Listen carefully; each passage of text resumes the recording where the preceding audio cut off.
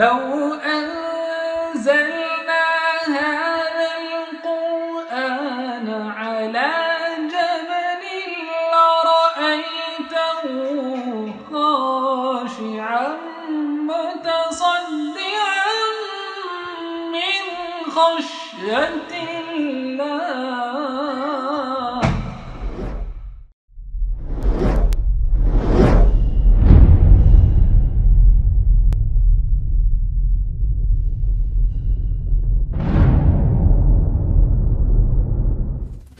بسم اللہ الرحمن الرحیم. الحمدللہ والصلاۃ والسلام علی رسول اللہ وعلی آلہ واصحابہ اجمعین، اما بعد. اعوذ باللہ من الشیطان الرجیم. بسم اللہ الرحمن الرحیم. رب اشرح لی صدری ویسر لی امری واحلل عقدۃ من لسانی یفقہوا قولی. معزز سامعین کرام اور اس محفل کے تمام شرکا، میں آپ کی ہوسٹ صالحہ بیگم IERO کے جانب سے آپ تمام خواتین کا تہہ دل سے استقبال کرتی ہوں. السلام علیکم ورحمۃ اللہ وبرکاتہ. جیسا کہ ہمارا معمول ہے کہ ہم ہمارے پروگرام کی شروعات اللہ کے کلام سے کرتے ہیں. وہی اللہ جو الودود ہے، بے پناہ ہم سے محبت کرنے والا، ہمیں معاف کرنے والا، ہمارا خیال رکھنے والا، جس نے ہمیں سننے کے لیے کان، دیکھنے کے لیے آنکھیں اور بولنے کے لیے زبان دیا، اور ہمیں قلب جیسی بہترین قیمتی موتی سے نوازا. اتنا ہی نہیں، تمام کتابوں کی سردار قرآن مجید جیسی عظیم نعمت ہمیں دیا، جو کہ ہدایت والی، عظمت والی اور برکت والی کتاب ہے.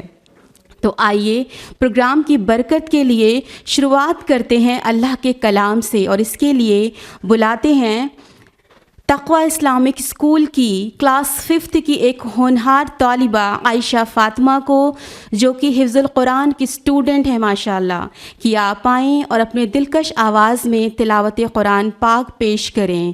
سسٹر عائشہ فاطمہ. السلام علیکم ورحمۃ اللہ وبرکاتہ. اعوذ باللہ من الشیطان الرجیم. بسم اللہ الرحمن الرحیم. ان الذین آمنوا وعملوا الصالحات لهم جنات تجری من تحتها الأنهار ذلك الفوز الكبير. إن بطش ربك لشديد إنه هو يبدئ ويعيد وهو الغفور الودود ذو العرش المجيد فعال لما يريد. صدق اللہ العظیم. جزاک اللہ خیر عائشہ. میری چھوٹی بہن نے نہایت خوبصورت آواز میں قرآن پاک کی تلاوت کا شرف حاصل کیا. اللہ تعالیٰ تلاوت کو قبول فرمائے، آمین. ابھی آپ کے سامنے جو قرأت پیش کی گئی وہ تھی سورہ بروج، سورہ نمبر 85، آیات 11 سے 16 تک کی. آئیے اب ہم ان آیت مبارکہ کے ذریعے کے معنی کی طرف غور کرتے ہیں کہ ہمارا رب ان معنی میں ہم سے کیا پیغام دے رہا ہے.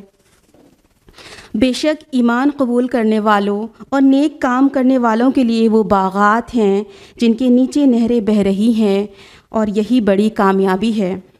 یقیناً تیرے رب کی پکڑ بڑی سخت ہے.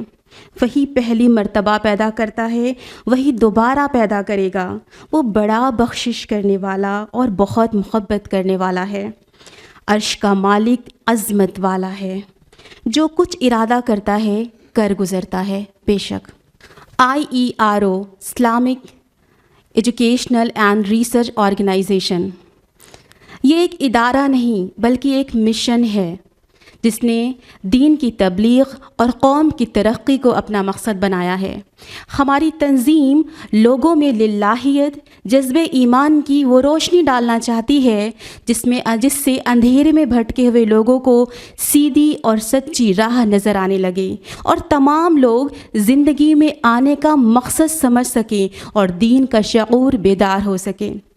اس کے لیے مختلف طرح کی کوششیں جاری و ساری ہے اور آج کا پروگرام بھی اسی کڑی کا حصہ ہے۔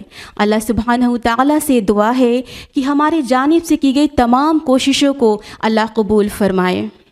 تدبیر کے دستے زرعی سے تقدیر درخشاں ہوتی ہے، تدبیر کے دستے زرعی سے تقدیر درخشاں ہوتی ہے، قدرت بھی مدد فرماتی ہے جب کوشش انسا ہوتی ہے۔ تو آئیے اب چلتے ہیں اسپیکرز کی جانب۔ آج کی ہماری پروگرام کی پہلی اسپیکر ہیں سسٹر اسما پروین، جو کہ الہ آباد یونیورسٹی سے ماسٹرز ہیں اور IERO کی سینئر گروپ کی ممبر بھی ہیں ماشاءاللہ۔ آپ تقریباً 10 سے زیادہ سالوں سے ہماری تنظیم سے جڑی ہیں اور اپنے علمی اور تہذیبی عطر سے خوشبو بکھیر رہی ہیں ماشاءاللہ۔ 10 سال محض ایک وقفہ نہیں بلکہ ایک سفر ہے، لگن، صبر، استقامت اور اللہ سے محبت کا۔ 10 سے زیادہ سالوں کی آپ خدمات قابل غور ہیں۔ آپ ماشاءاللہ محنتی، نرم مزاج، میٹھی زبان کی حاملہ ہیں ماشاءاللہ۔ آپ نے شادی شدہ اور 3 بچوں کی ماں ہونے کے باوجود گھر کی ذمہ داریوں اور دین کی خدمات میں بہترین توازن قائم کیا ہے۔ اب دیر نہ کرتے ہوئے بہن کو بلاتے ہیں کہ وہ آئیں اور اپنے لیکچر کی شروعات کریں۔ سسٹر اسما پروین۔ نحمدہ ونصلی علی رسولہ الکریم، اما بعد، واعوذ باللہ من الشیطان الرجیم، بسم اللہ الرحمن الرحیم، ان ربی رحیم ودود، بسم اللہ الرحمن الرحیم، رب اشرح لی صدری ویسر لی امری واحلل عقدۃ من لسانی یفقہوا قولی۔ عزیزی سامعات، میں آپ سبھی کا تہہ دل سے خیر مقدم کرتی ہوں۔ السلام علیکم ورحمۃ اللہ وبرکاتہ۔ جیسا کہ آج کے ہمارے سیمینار کا ٹاپک ہے سکون قلب کا سفر، یہ ایک ایسا موضوع ہے جو روح، عقل، جذبات اور اللہ سے تعلق چاروں کو جوڑ کر ہمارے اندر ایک گہری تبدیلی لاتا ہے۔ ہم انسانوں کی سب سے بڑی بھاگ دوڑ سکون کے لیے ہی تو ہے۔ کوئی دولت میں سکون تلاش کر رہا ہے، کوئی شہرت میں، کوئی لوگوں میں، تو کوئی چیزوں میں، لیکن سب مل کر بھی انسان کے اندر قرار نہیں پیدا کر سکتے۔ اور اصل سکون اگر ہم کو کہیں نصیب ہوگا تو وہ خالق کائنات ہم کو بتاتا ہے۔ فرمایا سورہ رعد، سورہ نمبر 13 آیت نمبر 28 میں، الا بذکر اللہ تطمئن القلوب، اللہ کے ذکر سے ہی دلوں کو تسکین ملتی ہے۔ جب اللہ کا ذکر ہوگا تو ہی دل کو تسکین ملے گی، اور دل کو سب سے زیادہ سکون اس وقت میسر ہوتا ہے جب اسے اس بات کا یقین ہو کہ خالق کائنات نہ صرف اس کو جانتا ہے بلکہ اس کو پہچانتا ہے، اس کو چاہتا ہے، اس کو پسند کرتا ہے اور اس سے محبت کرتا ہے، اور وہ الودود ہے۔ اور میری آپ سے گفتگو کا موضوع بھی یہی ہے کہ اللہ الودود ہے۔ الودود اللہ تعالیٰ کی بنیادی صفات میں سے ایک صفت ہے، اس کی دیگر صفات اسی صفت کا مظہر ہے۔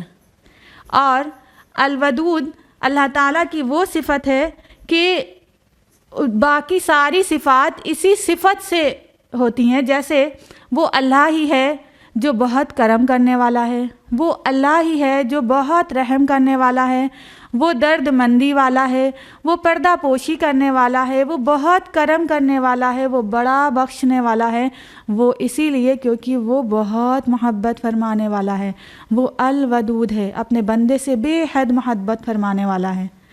یہ اللہ تعالیٰ کی صفت ہے کہ اللہ تعالیٰ بے حد محبت فرمانے والا ہے۔ اور ہم انسانوں کی فطرت ہے کہ ہم محبت کے بغیر نہیں رہ سکتے۔ جس طرح جسم کو سانس اور غذا کی ضرورت ہے، ویسے ہی دل کو محبت کی ضرورت ہوتی ہے۔ ابن القیم رحمۃ اللہ علیہ فرماتے ہیں کہ محبت دل کی زندگی ہے، اور جس دل میں محبت نہ ہو وہ مردہ ہے۔ اور محبت کے بھی کئی اقسام ہیں، جیسے میل یعنی جھکاؤ، جیسے کہ کسی چیز کی طرف ہلکا سا مائل ہونا، جیسے بچے کا کھلونے کی طرف دل لگنا۔ اسی طرح محبت کا ایک ورڈ ہے مودت، جس میں محبت اور شفقت دونوں شامل ہوتی ہے، جیسے والدین اپنے بچوں سے محبت کرتے ہیں۔ اور محبت کا ایک ورڈ ہے حب، یہ وہ محبت ہے جو دل کو سکون دیتی ہے۔ اور ایک ورڈ ہے محبت کا شغف، جس کا مطلب ہے گہری محبت جو دل کی تہوں تک پہنچ جائے۔ اور اسی طرح محبت کا ایک ورڈ ہے جو ہم عام طور پر جانتے بھی ہیں، وہ ہے عشق، یعنی شدت محبت جو حد سے گزر جائے۔ ایسے ہی محبت کا ایک ورڈ ہے ود، جس کا مطلب ہے جو محبت کا عملی اظہار ہوتا ہے، اور جس کا روٹ ورڈ ہے واو دال دال، اس کا مطلب ہے کرم، شفقت، دیکھ بھال اور قربت۔ اور اسی ود سے مل کر بنا ہے ودود، جس کی ڈکشنری میننگ ہے چاہنے والا، شفیق اور وہ جو محبت کے لائق ہو۔ اور یہی اللہ تعالیٰ کا صفاتی نام ہے، جس کا مطلب ہوا وہ ذات جو اپنے بندے سے بے حد اور خالص محبت فرمانے والی ہو۔ اللہ تعالیٰ کا فرمان ہے سورہ بروج سورہ نمبر 85 آیت نمبر 14 میں، وَهُوَ الْغَفُورُ الْوَدُودُ، اور وہ بہت بخشنے والا، بے حد محبت فرمانے والا ہے۔ اسی طرح سورہ ہود میں فرمایا، سورہ ہود سورہ نمبر 11 آیت نمبر 90 میں، ان ربی رحیم ودود، بے شک میرا رب بہت رحم کرنے والا، بے حد محبت فرمانے والا ہے۔ ہمارا رب بے حد محبت فرمانے والا ہے، اور ہمارا رب ہم سے کتنی محبت کرتا ہے آئیے اس حدیث سے سمجھتے ہیں۔ اللہ کے رسول صلی اللہ علیہ وسلم نے فرمایا، صحیح بخاری حدیث نمبر 2752 راوی ہیں، اور صحیح مسلم حدیث نمبر 6000 راوی ہیں ابو ہریرہ رضی اللہ عنہ۔ اللہ کے رسول صلی اللہ علیہ وسلم نے فرمایا کہ اللہ کی رحمت 100 حصوں میں تقسیم ہے، جس میں سے ایک حصہ اللہ نے زمین پر اتارا، جس کے ذریعے انسان، جانور اور کیڑے مکوڑے ایک دوسرے پر محبت اور شفقت کرتے ہیں، اور اسی ایک رحمت سے جنگلی جانور بھی اپنے بچوں پر مہربان ہوتے ہیں۔ باقی 99 رحمتیں اللہ تعالیٰ نے اپنے پاس محفوظ رکھی ہے، جن کے ذریعے وہ قیامت کے دن اپنے بندوں پر رحم فرمائے گا۔ یعنی دنیا میں جو محبتیں ہم دیکھتے ہیں، جو محبتیں ہم محسوس کرتے ہیں، وہ اللہ تعالیٰ کی رحمت کا صرف 1% ہے۔ یہی وہ ایک رحمت ہے جس کے ذریعے ماں اپنے بچے کو گود میں سنبھالتی ہے۔ اسی ایک رحمت میں ہے کہ والدین اپنے بچوں سے اتنی محبت کرتے ہیں۔ یہی وہ ایک حصہ ہے کہ بھائی اور بہنیں ایک دوسرے سے محبت کرتے ہیں۔ اسی ایک حصے میں شوہر اور بیوی کی بھی محبت شامل ہے، ہمارے باقی رشتوں سے محبت، دوست احباب سے محبت، یہاں تک کہ جو بھی جاندار ہے ان سب کی محبتیں ملا کر صرف 1% ہے۔ اور یہ حدیث تو اللہ کے رسول صلی اللہ علیہ وسلم نے صرف ہماری سمجھ کے لیے بتایا کہ دنیا میں جو بھی محبتیں ہیں وہ صرف اتنا سا ہے، اللہ کی رحمت کا صرف اتنا سا حصہ ہے، صرف 1% ہے۔ اللہ کی رحمت تو لامحدود ہے، ہم امیجن بھی نہیں کر سکتے کہ ہمارا رب ہم سے کتنی محبت کرتا ہے، ہمارے اوپر کتنا رحمت نازل کرتا ہے۔ تو یہ اللہ تعالیٰ ہم سے اس قدر محبت کرتا ہے۔ اور ہم جانتے بھی ہیں نا کہ ہم اس دنیا میں یوں ہی موج مستی کے لیے نہیں بھیجے گئے، ہے کہ نہیں؟ لیکن حقیقت یہ ہے کہ ہماری ساری تگ و دو، ساری کوشش صرف اس دنیا فانی کے لیے ہے۔ کوئی خوش ہے تو اس لیے کیونکہ اس کی دنیاوی خواہشیں پوری ہو رہی ہیں، اور اگر وہ غمگین ہے تو وہ اس لیے کیونکہ اس کی دنیاوی تمنائیں پوری ہوتی ہوئی نظر نہیں آ رہی ہیں۔ آج کی ضرورتیں، آج کا آرام، آج کی عزت، آج کے مواقع، بس انہی کو پا لینے کا نام ہمارے نزدیک کامیابی ہے، اور انہی سے محروم رہنے کا نام ہم لوگوں کے نزدیک ناکامی ہے۔ یہی وہ ایک چیز ہے جس کے پیچھے سارا انسانی قافلہ بھاگا چلا جا رہا ہے، کسی کو بھی اپنے آنے والے دن کی فکر نہیں، گویا ہر شخص بس آج کے پیچھے دیوانہ ہو رہا ہے۔ جبکہ ہمارا رب ہم سے کیا فرما رہا ہے؟ فرمایا سورہ ملک سورہ نمبر 67 آیت نمبر 2 میں، الذی خلق الموت والحیات لیبلوکم ایکم احسن عملا، ہم نے موت اور حیات بنائی تاکہ تم کو آزمائے کہ تم میں سے کون نیک عمل کرتا ہے۔ ہمارے رب نے ہمارے زندگی اور موت کے بیچ کا جو وقفہ بنایا وہ اس لیے تاکہ وہ ہماری آزمائش کر سکے۔ لیکن یہ ہمارے رب کی محبت ہی تو ہے نا کہ ہمارے رب نے ہم کو آزمانے کے لیے بھیجا ضرور ہے، لیکن ہماری کامیابی کے لیے، ہم کو آگ سے بچانے کے لیے ذریعہ ہدایت قرآن اور حدیث کی شکل میں ہمارے ہاتھ میں دے دیا۔ تو ہم اپنے رب کی محبت کو پہچانیں۔ ہمارا رب ہم سے اتنی محبت کرتا ہے تو ہم ہوش مند ہو کر زندگی گزاریں۔ اور ہم اپنے رب کی محبت حاصل کیسے کر سکتے ہیں؟ تو اس کے لیے لازمی شرط کیا ہے؟ اللہ تعالیٰ کا فرمان ہے سورہ آل عمران سورہ نمبر 3 آیت نمبر 31 ہے، قُلْ إِن كُنتُمْ تُحِبُّونَ اللَّهَ فَاتَّبِعُونِي يُحْبِبْكُمُ اللَّهُ۔ اگر تم اللہ سے محبت کرتے ہو، اللہ تعالیٰ فرما رہا ہے کہ اے نبی صلی اللہ علیہ وسلم آپ کہہ دیجئے کہ اگر تم اللہ سے محبت کرتے ہو تو میری پیروی کرو، اللہ تم سے محبت کرے گا۔ مطلب یہ کہ اگر ہم اللہ سے محبت واقعی میں کرتے ہیں تو ہم اللہ کے رسول صلی اللہ علیہ وسلم کی زندگی کو اپنی زندگی میں اتاریں، تو اس کے لیے تو کیا ہوگا؟ اللہ تعالیٰ ہم سے محبت کرے گا۔ ہم یہ دنیا کے ایکٹر اور ایکٹریس کو اپنا رول ماڈل نہ بنائیں، بلکہ اللہ کے رسول صلی اللہ علیہ وسلم کو اپنا رول ماڈل بنائیں۔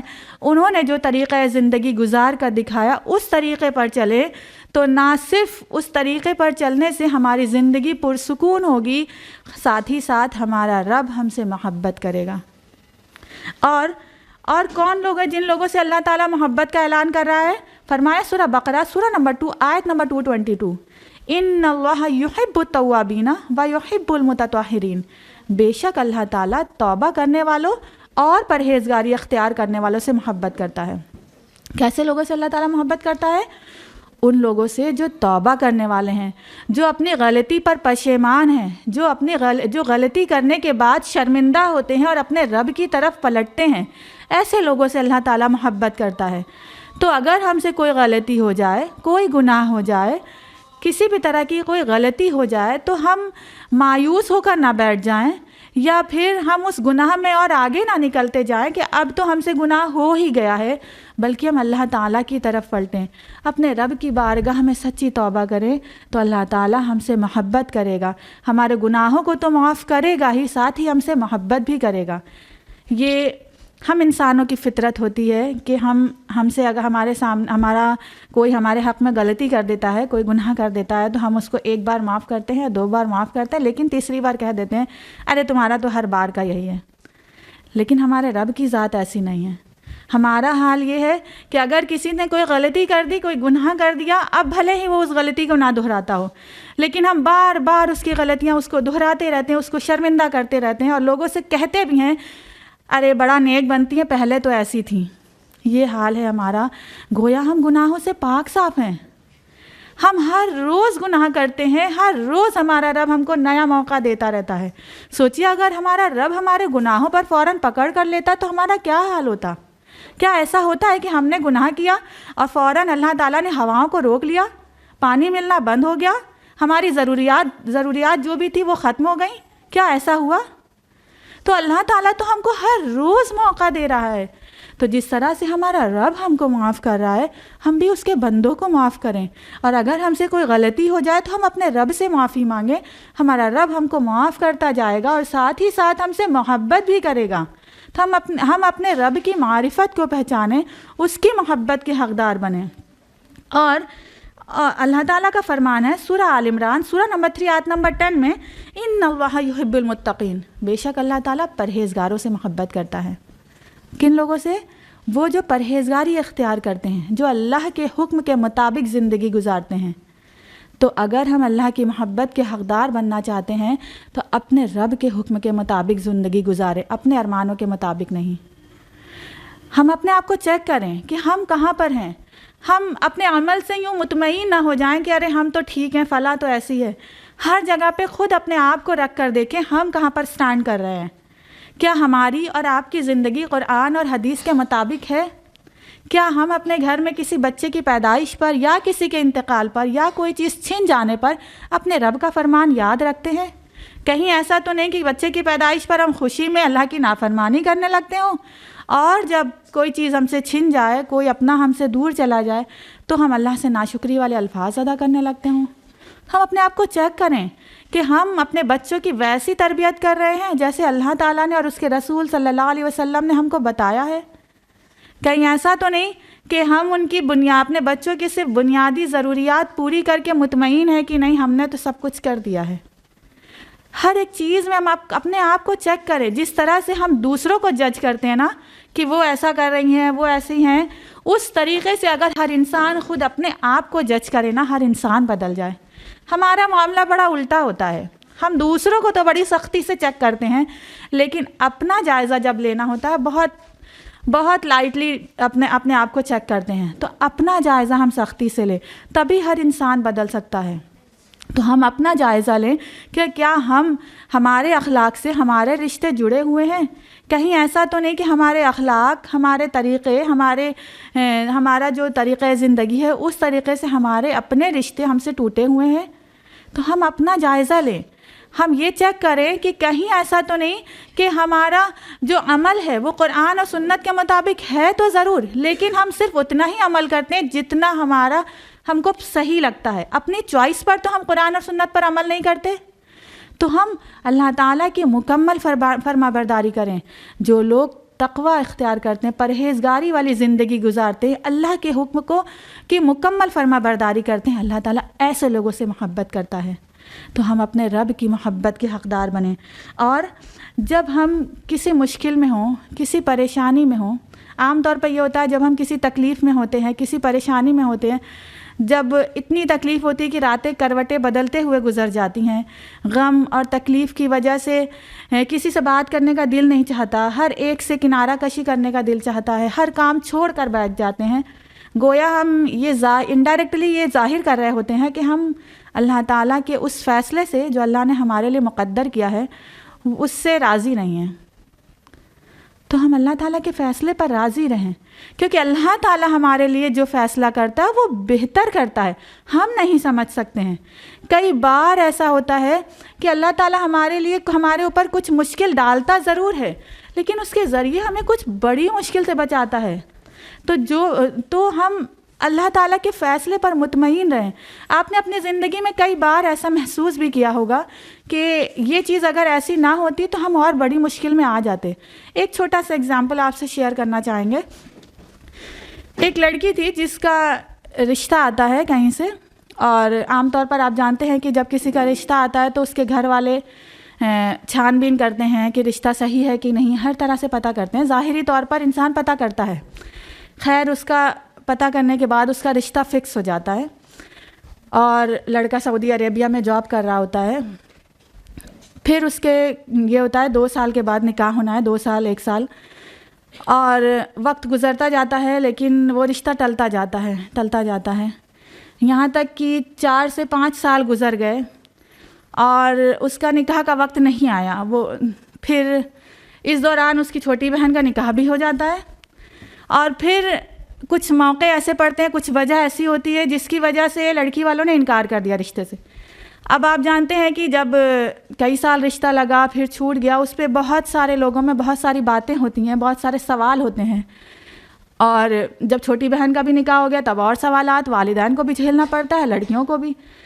خیر, اس کے بعد کچھ سال کے بعد اس کا کہیں اور نکاح ہو جاتا ہے. پھر اس کو محسوس ہوتا ہے کہ اللہ تعالیٰ نے جو کیا اس کے لیے وہ بہت بہتر کیا.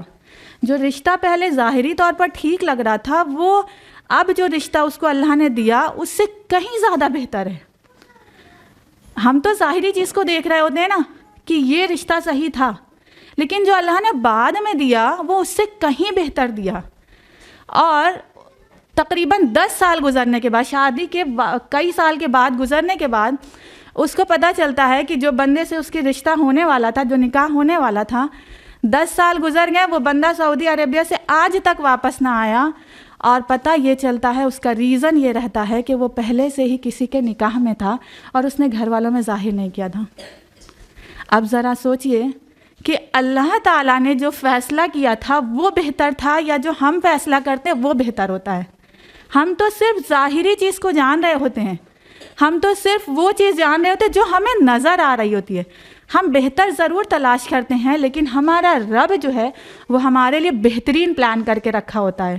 تو ہم اپنے رب کے فیصلوں پر راضی رہیں, کیونکہ ہمارا رب ہمارے لیے بہت بہتر پلان کر کے رکھا ہوتا ہے.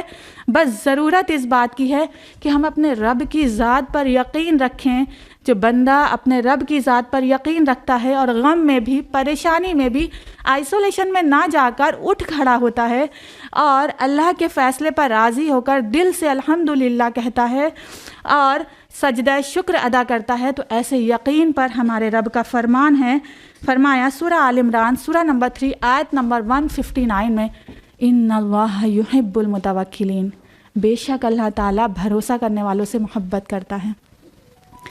اللہ تعالیٰ ایسے لوگوں سے محبت کرتا ہے جو اس پر کامل یقین رکھتے ہیں۔ تو ہم اپنے رب کی معرفت کو پہچانیں، اپنے رب کی محبت کو پہچانیں اور اپنے رب پر کامل یقین رکھیں، اس پہ پورا بھروسہ رکھیں۔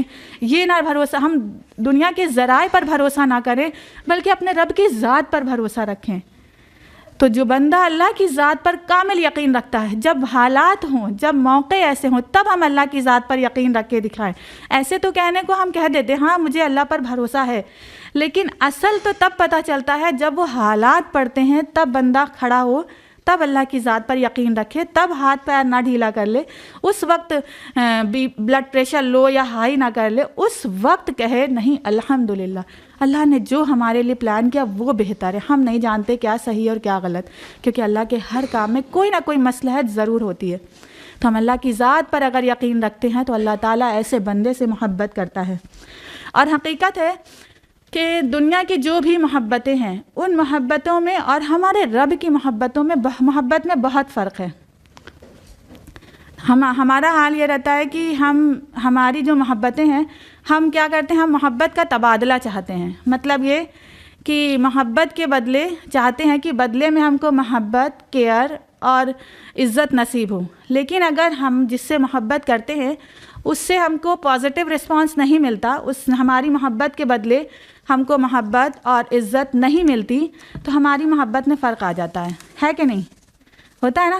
اگر ہم جس سے محبت کرتے ہیں ادھر سے ہمیں پازیٹیو رسپانس نہیں ملتا، ہماری محبت میں فرق آ جاتا ہے۔ لیکن ہمارے رب کی ذات کیسی ہے؟ فرمایا سورہ اعراف سورہ نمبر 7، اللہ تعالیٰ کا فرمان ہے سورہ نحل سورہ نمبر 16 آیت نمبر 61 میں کہ اگر اللہ لوگوں کو ان کے گناہوں پر، ان کے ظلم پر ان کی پکڑ کر لیتا تو زمین پر ایک بھی جاندار باقی نہ رہتا۔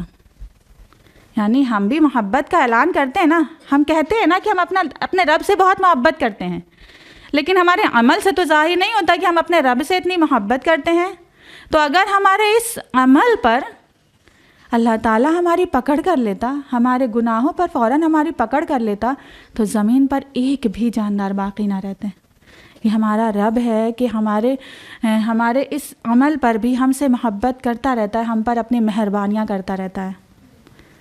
اور ہم کوئی ہمارے کتنا بھی قریب ہو، ہمارے بنا کہے بہت ساری باتوں کو سمجھ جاتا ہو۔ کچھ لوگ ایسے ہوتے ہیں نا کہ وہ ہمارے کچھ اپنے ایسے ہوتے ہیں کہ جو ہمارے بنا کہے بہت ساری باتوں کو سمجھ جاتے ہیں، لیکن کچھ سچویشن ایسی آتی ہیں کہ ہم کہہ بھی دیتے ہیں کہ آپ نہیں سمجھ سکتے، مطلب جو ہماری تکلیف کی شدت ہے وہ آپ نہیں سمجھ سکتے، نہ ہم سمجھا سکتے ہیں۔ لیکن ایک ذات ہے جو ہمارے تکلیف کی شدت کو بھی سمجھتی ہے۔ فرمایا سورہ قاف سورہ نمبر 50 آیت نمبر 16 میں، وَنَحْنُ أَقْرَبُ إِلَيْهِ مِنْ حَبْلِ الْوَرِيدِ، میں تمہاری شہ رگ سے بھی زیادہ تمہارے قریب ہوں۔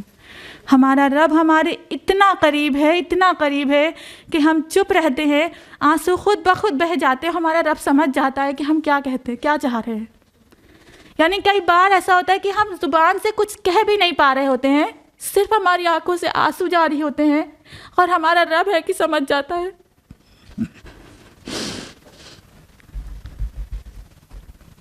تو ہم اپنے رب کی محبت کو پہچانیں۔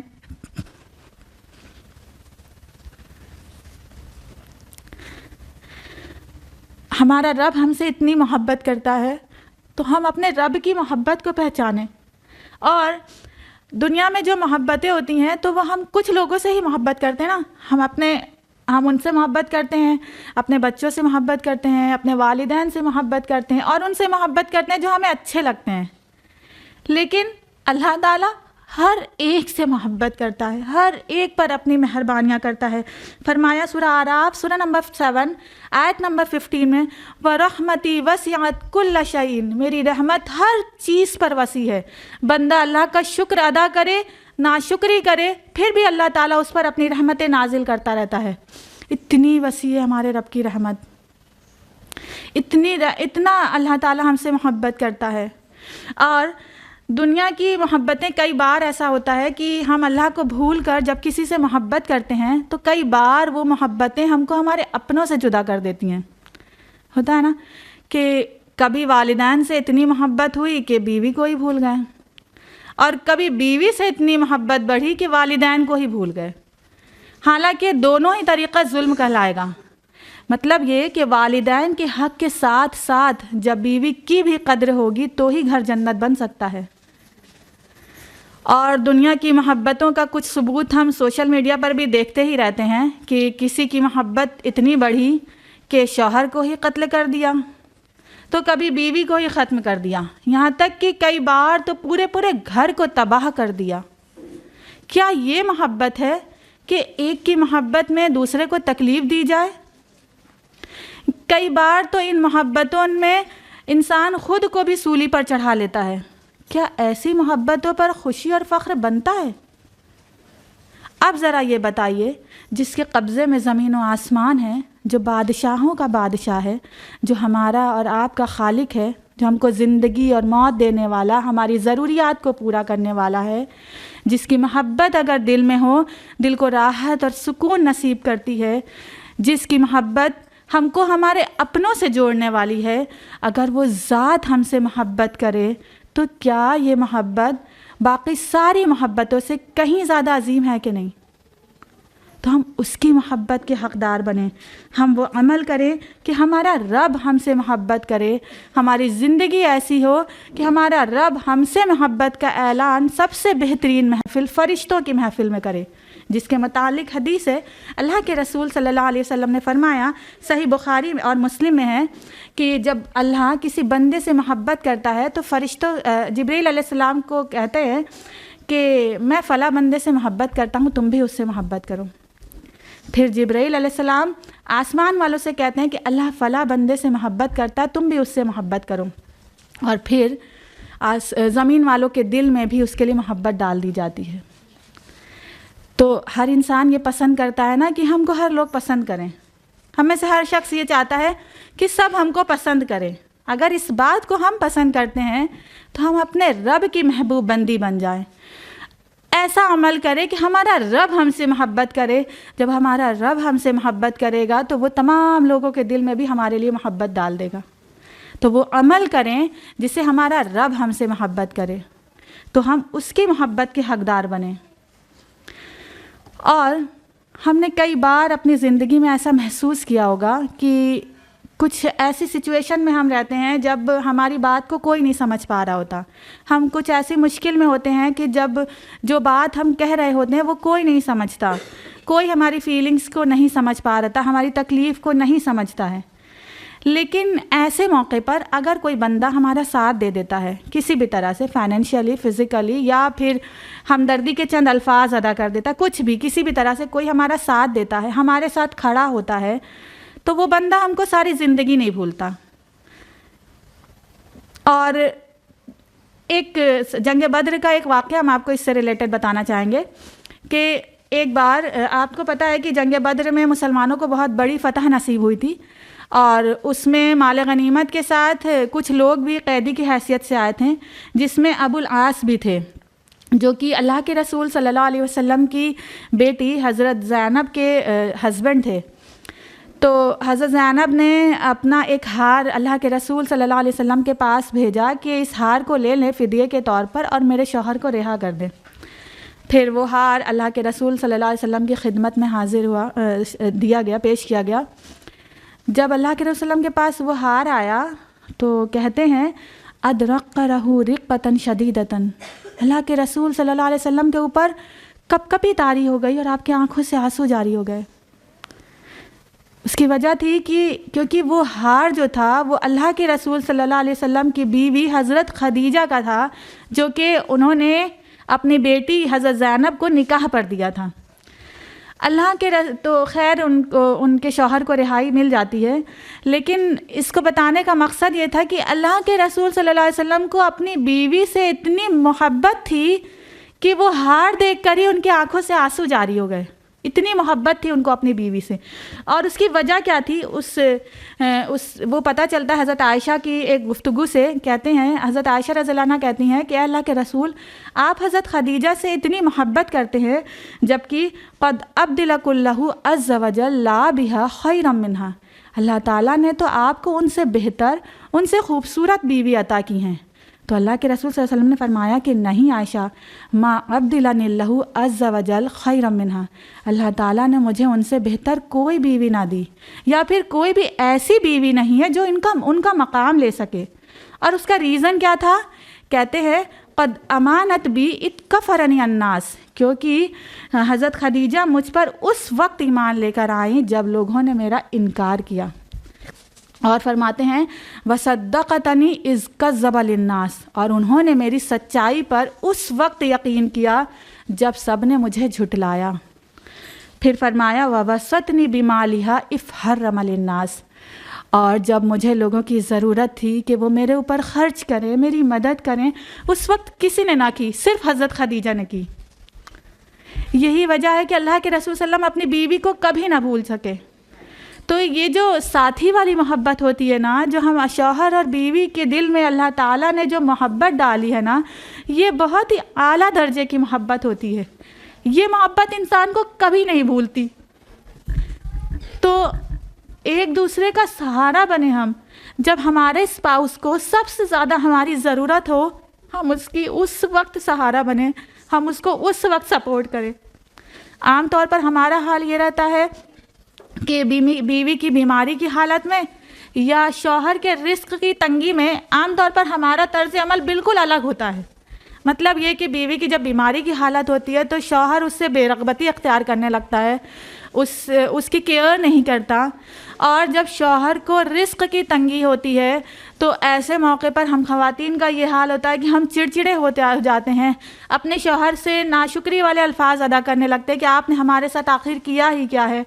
تو ایسے موقع پر ہم اپنے اسپاؤس کا ہم کو اپنے اسپاؤس کی سب سے زیادہ ضرورت ہوتی ہے جب ہم مشکل حالات میں ہوتے ہیں۔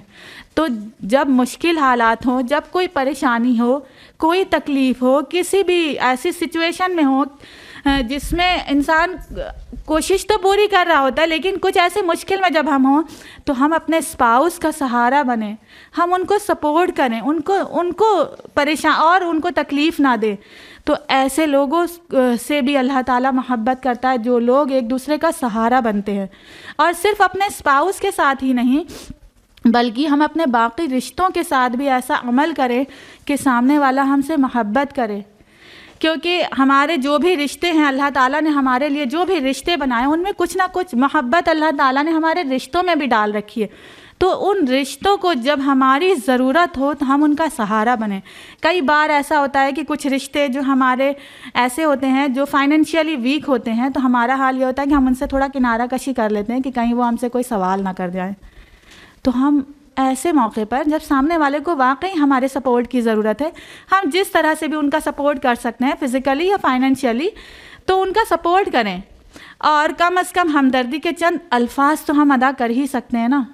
تو ہم اپنے اپنوں کا سہارا بنیں تاکہ ہمیں کسی سے کہنے کی یہ ضرورت نہ پڑے کہ اے فلاں میرے لیے دعا کرنا، بلکہ ہمارا عمل ایسا ہو کہ سامنے والا خود اپنی دعاؤں میں ہم کو یاد رکھے دل سے۔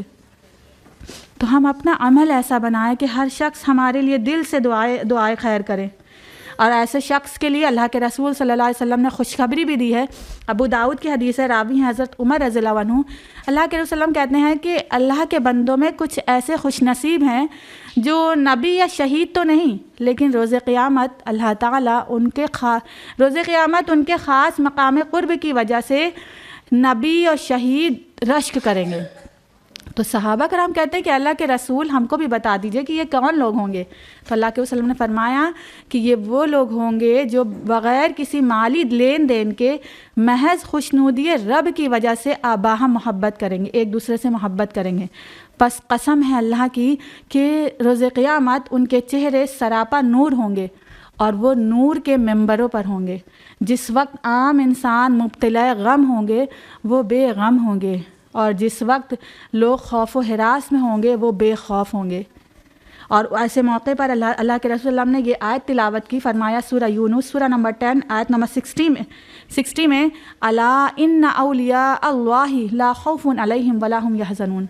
پس معلوم ہونا چاہیے کہ اللہ کے جو محبوب ہیں، اللہ کے جو دوست ہیں، ان کو اس وقت نہ خوف ہوگا نہ غم ہوگا. تو ہم ایسے بندے اور ایسی بندیاں بنیں جو اللہ تعالیٰ کے محبوب بندوں میں شامل ہو جائیں. ہم اللہ کے روز قیامت جب کوئی سایہ کوئی کہیں ٹھکانہ نہیں ہوگا، کہیں سکون میسر نہیں ہوگا، اس وقت ہمارا رب ہم کو سایہ نصیب کرے، اس وقت ہم بے خوف اور بے غم ہوں. تو اس کے لیے ضرورت ہے کہ ہم اس دنیا میں جب ہم کو اللہ نے زندگی عطا کی ہے، ہم ہوش مند ہیں، ہم اب لوگوں کا سہارا بنیں، اللہ کی معرفت کو پہچانیں تاکہ ہمارا رب ہم سے محبت کرے. اور اگر ہم کو ہمارے رب سے محبت ہوگی تو ہم کو توحید سے بھی محبت ہوگی، ہم کو اللہ کے ایک ہونے سے محبت ہوگی. ہم اللہ کی وحدانیت پر، اللہ کے ایک ہونے سے محبت کریں گے اور سورہ اخلاص سے محبت کریں گے کیونکہ اس میں اللہ کی وحدانیت بتائی گئی ہے. ایک حدیث آپ سے ذکر کرنا چاہیں گے، نسائی میں مسند احمد کے حوالے سے درج ہے. اللہ کہتے ہیں کہ ایک شخص نے کہا انی احبھا، میں سورہ اخلاص سے محبت کرتا ہوں. تو اللہ کے رسول صلی اللہ علیہ وسلم نے پتہ ہے کیا کہا حبک اباہا ادخلک الجنہ، اس کو بتا دو کہ اس کی اس صورت سے محبت اس کو جنت میں داخل کر دے گی. تو ہم اللہ کے ایک ہونے سے بھی محبت کریں، اللہ کی معرفت پر بھی یقین رکھیں. اسی طرح ابو داؤد کی حدیث ہے، حدیث نمبر 5072، راوی ہیں سعد بن ابی وقاص رضی اللہ عنہ. اللہ کے رسول صلی اللہ علیہ وسلم نے فرمایا کہ رضیت باللہ رب و بالاسلام دینا و بمحمد صلی اللہ علیہ وسلم نبیہ. جو شخص یہ کہے کہ میں اللہ کے ایک ہونے پر راضی ہو گیا، اسلام کے دین ہونے پر راضی ہوں اور محمد صلی اللہ علیہ وسلم کے رسول ہونے پر راضی ہوں، اس کے آگے فرمایا اللہ کے رسول نے کہ میں ضمانت دیتا ہوں کہ میں اس کا ہاتھ پکڑ کر اس کو جنت میں داخل کراؤں گا. تو ہم یہ اس دعا کو، کچھ احادیث میں آتا ہے کہ اس دعا کو صبح شام 3 بار پڑھیں. تو نہ صرف اس دعا کو پڑھیں بس بلکہ اس دعا کا اثر ہماری زندگی میں ظاہر ہونا چاہیے کہ ہم اللہ کے ایک ہونے پر راضی ہوں. ہم ہر فیصلے پر اس بات پر راضی ہوں کہ ہر کام جو ہمارے لیے ہوگا وہ اللہ ہی بہتر کرے گا. ہم کچھ نہیں کر سکتے، ہمارا رب ہے، وہی ہمارے لیے جو کچھ کرے گا وہی بہتر ہوگا. ہم اسلام کو ہی اپنا طریقہ زندگی بنائیں، ہم اللہ کے رسول صلی اللہ علیہ وسلم کا ہی جو طریقہ ہے اسی طریقے پر چلیں. ہم اللہ کی ذات پر اتنا یقین رکھیں کہ اللہ جو آپ نے دیا وہ بہتر دیا، جو آپ نے لے لیا اس میں آپ کی حکمت، اور جو آپ نے بدل کر دیا اس میں بھی کوئی نہ کوئی خیر ضرور موجود ہے. تو اللہ تعالیٰ کی ذات پر مکمل یقین رکھیں. آخر میں بس اتنا کہنا چاہوں گی کہ اگر میں اور آپ واقعی میں اللہ تعالیٰ کے محبوب بندیاں بننا چاہتے ہیں تو اس کے لیے ضروری ہے کہ ہم تقوی اختیار کریں، ہم پرہیزگاری اختیار کریں، ہم اللہ کے حکم کے مطابق زندگی گزاریں، ہم اپنے ارمانوں، اپنے خاندان، اپنے آباء و اجداد کے مطابق زندگی نہ گزاریں. حب جاہ، حب دنیا، حب مال، ان سب کی محبت کو ہم کو دل سے نکالنا ہوگا، کیونکہ عمومی محبت تو اللہ تعالیٰ ہر ایک پر نازل کرتا ہے، لیکن اگر ہم خصوصی محبت کے، اللہ تعالیٰ کی خصوصی محبت کے حقدار بننا چاہتے ہیں تو اس کے لیے ضروری ہے کہ اللہ تعالیٰ کے حکم کو اپنے اوپر نافذ کریں. ہمارا وہ عمل ہو جو صحابہ کا عمل ہوا کرتا تھا کہ وہ دنیا کو ہاتھ میں لیتے تھے اور دین کو دل میں بسا کر رکھتے تھے. افسوس ہمارا حال یہ ہے کہ ہم دنیا کو دل میں بسا کر رکھتے ہیں اور دین اپنے ہاتھ میں لے کر پھرتے ہیں. جب ضرورت ہوتی ہے دین کو سائڈ رکھتے ہیں اور اپنی ضروریات، اپنی خواہشوں کو پورا کر لیتے ہیں. تو ہم اللہ تعالیٰ کے اللہ تعالیٰ کا جو فیصلہ ہے اسی پر ڈٹے رہیں، اسی کے مطابق زندگی گزاریں، اور جو کہ شیطان کے بہکاوے سے بھلے ہی ہم کو مشکل ترین رب لگ رہا ہو، لیکن وہ رب کا ہی راستہ ہے جس کے ذریعے ہمارے دل، ہمارے گھر اور پوری سوسائٹی میں امن و سکون کا ماحول بن سکتا ہے. ایک داؤد علیہ السلام کی ایک دعا کے ساتھ میں آپ سے رخصت لینا چاہوں گی، اور اس پیغام کے ساتھ کہ میں اور آپ اپنی زندگی میں بھی اس دعا کو ضرور شامل کریں گے۔ حدیث ترمذی کی کتاب الدعوات حدیث نمبر 3235، اللہ کے رسول صلی اللہ علیہ وسلم نے فرمایا، اللہم انی اسألک حبک، اے اللہ میں تجھ سے تیری محبت مانگتی ہوں، وحب من یحبک، اور ان لوگوں کی محبت مانگتی ہوں جو تجھ سے محبت کرنے والے ہیں، والعمل الذی یبلغنی حبک، اور تجھ سے ایسا عمل مانگتی ہوں جو مجھے تیری محبت کے قریب پہنچا دے۔ ربنا تقبل منا انک انت السمیع العلیم وتب علینا انک انت التواب الرحیم وآخر دعوانا ان الحمد للہ رب العالمین، والسلام علیکم ورحمۃ اللہ وبرکاتہ۔ جزاک اللہ خیرہ بہن۔ ہم نے سنا کہ اللہ سبحانہ تعالی ہم سے کتنی زیادہ محبت کرتے ہیں۔ یہ سن کر ہمیں سکون ملا ہوگا اور ہمارے چہرے کے مسکان کا باعث بنا ہوگا، لیکن افسوس کی بات یہ ہے کہ کیا ہم اللہ سے اتنی محبت کرتے ہیں؟ اگر ہم اپنی عبادات، معاملات، خیالات، بول چال، چال ڈھال، قلب کی کیفیت پر غور کریں تو ہم خود کہہ اٹھیں گے کہ ہم اللہ سے حقیقی محبت نہیں کرتے، شاید ہم اللہ سے مطلبی محبت کرتے ہیں۔ جس دل میں بس گئی محبت رب، جس دل میں بس گئی محبت رب، اسے کیا پرواہ دنیا کی رنگ و بو۔ پوری زندگی صرف اور صرف اللہ کے لیے کی گئی کوششیں ہی اللہ سے اصل محبت کا ثبوت ہیں۔ تو آئیے اسی سلسلے کلام کو جاری رکھتے ہوئے چلتے ہیں اگلی اسپیکر کے جانب، اور حسن اتفاق سے ہماری دوسری اسپیکر بھی اسما ہیں۔ جی ہاں، میں بات کر رہی ہوں محترمہ اسما شمس صاحبہ کی، جو کہ آج کی دوسری اسپیکر ہے ماشاءاللہ، اور آپ معروف شخصیت ہیں۔ آپ نرم مزاج، محنتی، وقت کی پابند اور میٹھی زبان کی حاملہ ہیں۔ آپ سائنس گریجویٹ ہیں۔ آپ نے بی ایڈ، ایم ایڈ اور عربک سے ماسٹرز کیا ہے ماشاءاللہ، اور کرنٹلی آپ قرآنک اسٹڈیز میں پی ایچ ڈی بھی کر رہی ہیں۔ اللہ آپ کو اس میں کامیاب کرے۔ آپ ایک اسکول کی پرنسپل ہیں، اور اس پروفیشنل ذمہ داری کے ساتھ ساتھ آپ ایک تنظیم کے صدر کے طور پر خواتین کی روحانی ترقی کے لیے بے مثال کام کر رہی ہیں، اور آپ اس کے لیے کئی لیکچرز، پروگرامز اور ٹریننگز کے ذریعے ہم زندگی میں آنے کا مقصد، فکر آخرت اور قلب کی درستگی کی راہ دکھا رہی ہیں۔ آپ کا کردار ہمیں بتاتا ہے کہ اگر نیت صاف ہو اور عزم پختہ ہو تو کوئی بھی کام ناممکن نہیں ہے، اور کوئی بھی رکاوٹ راستے میں دیر تک کھڑی نہیں رہ سکتی۔ بڑے ہی ادب کے ساتھ میں محترمہ مقررہ مبلغہ محترمہ اسما شمس صاحبہ کو مدعو کرتی ہوں کہ وہ آئیں اور اپنے علم اور حکمت سے ہمیں روشنی دکھائیں۔ محترمہ اسما شمس صاحبہ۔ الحمدللہ وحدہ والصلاة والسلام علی من لا نبی بعدہ، واعوذ باللہ من الشیطان الرجیم، بسم اللہ الرحمن الرحیم۔ یوم لا ینفع مال ولا بنون الا من اتی اللہ بقلب سلیم، بسم اللہ الرحمن الرحیم۔ رب اشرح لی صدری ویسر لی امری واحلل عقدۃ من لسانی یفقہوا قولی۔ میرے عزیز بہنوں، آپ سبھی کا خیر مقدم ہے۔ السلام علیکم ورحمۃ اللہ وبرکاتہ۔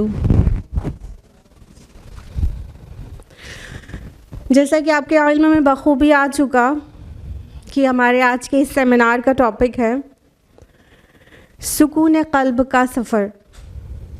ابھی آپ نے بہن اسما پروین سے جو گفتگو سماعت فرمائی وہ تھی الودود کے اراؤنڈ، اور میری اپنی گفتگو انشاءاللہ فلو کرے گی قلب سلیم کے اراؤنڈ۔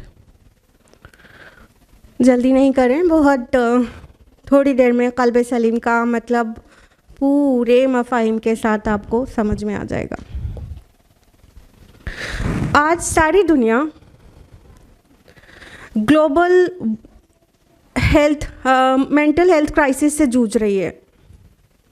WHO 2025 के मुताबिक 395 मिलियन लोग एंजाइटी और डिप्रेशन डिसऑर्डर से आज दो चार हैं,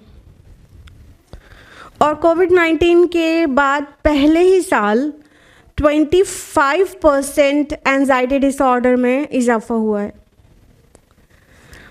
और WHO के ही मुताबिक 1 बिलियन पीपल, 1 बिलियन से भी ज़्यादा लोग डिफरेंट मेंटल हेल्थ कंडीशंस का सामना कर रहे हैं, जिसमें एंजाइटी और डिप्रेशन सबसे ज़्यादा कॉमन है।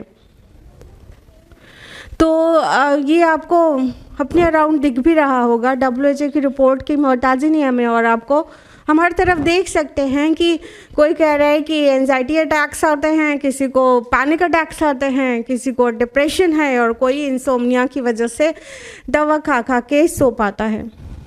तो ये हालत सारी दुनिया में पाई जा रही है और तेज़ी से बढ़ती जा रही है। कभी आपने सोचा है कि ऐसा क्यों हो गया, इस एरा में इतनी तेज़ी से क्यों बढ़ रही है? डिप्रेशन तो हम लोग अपने बचपन में सुनते तक भी नहीं थे। इतनी तेज़ी से इसलिए बढ़ रही है कि जो इंसान का ज़िंदगी का रुख है वो बदल गया है। मादा परस्ताना ज़िंदगी, खुदा फरामोशी और खुदा बेजारी वाली ज़िंदगी का चलन पड़ गया है, जिसकी वजह से दिलों का सुकून दरहम बरहम हो गया है, और कोई इसको इस तरह देख ही नहीं रहा है कि ये अल्लाह के अज़ाब की तरह है। मशहूर ताबई मालिक इब्न दीनार कहते हैं कि सबसे बड़ा अज़ाब वो है जिसका असर कल्ब पर हो। तो ये कल्ब के अमराज इस कदर आम हैं, लेकिन हम इसको इस वे में नहीं देख रहे हैं। I can understand and I am very well aware of it कि कुछ डिप्रेशन और कुछ और मेंटल हेल्थ इश्यूज़, कुछ साइकोलॉजिकल रीज़न, कुछ फिजियोलॉजिकल रीज़न और फिज़िकल रीज़न से भी होते हैं, कुछ हार्मोनल डिसऑर्डर हो जाता है उससे भी होते हैं।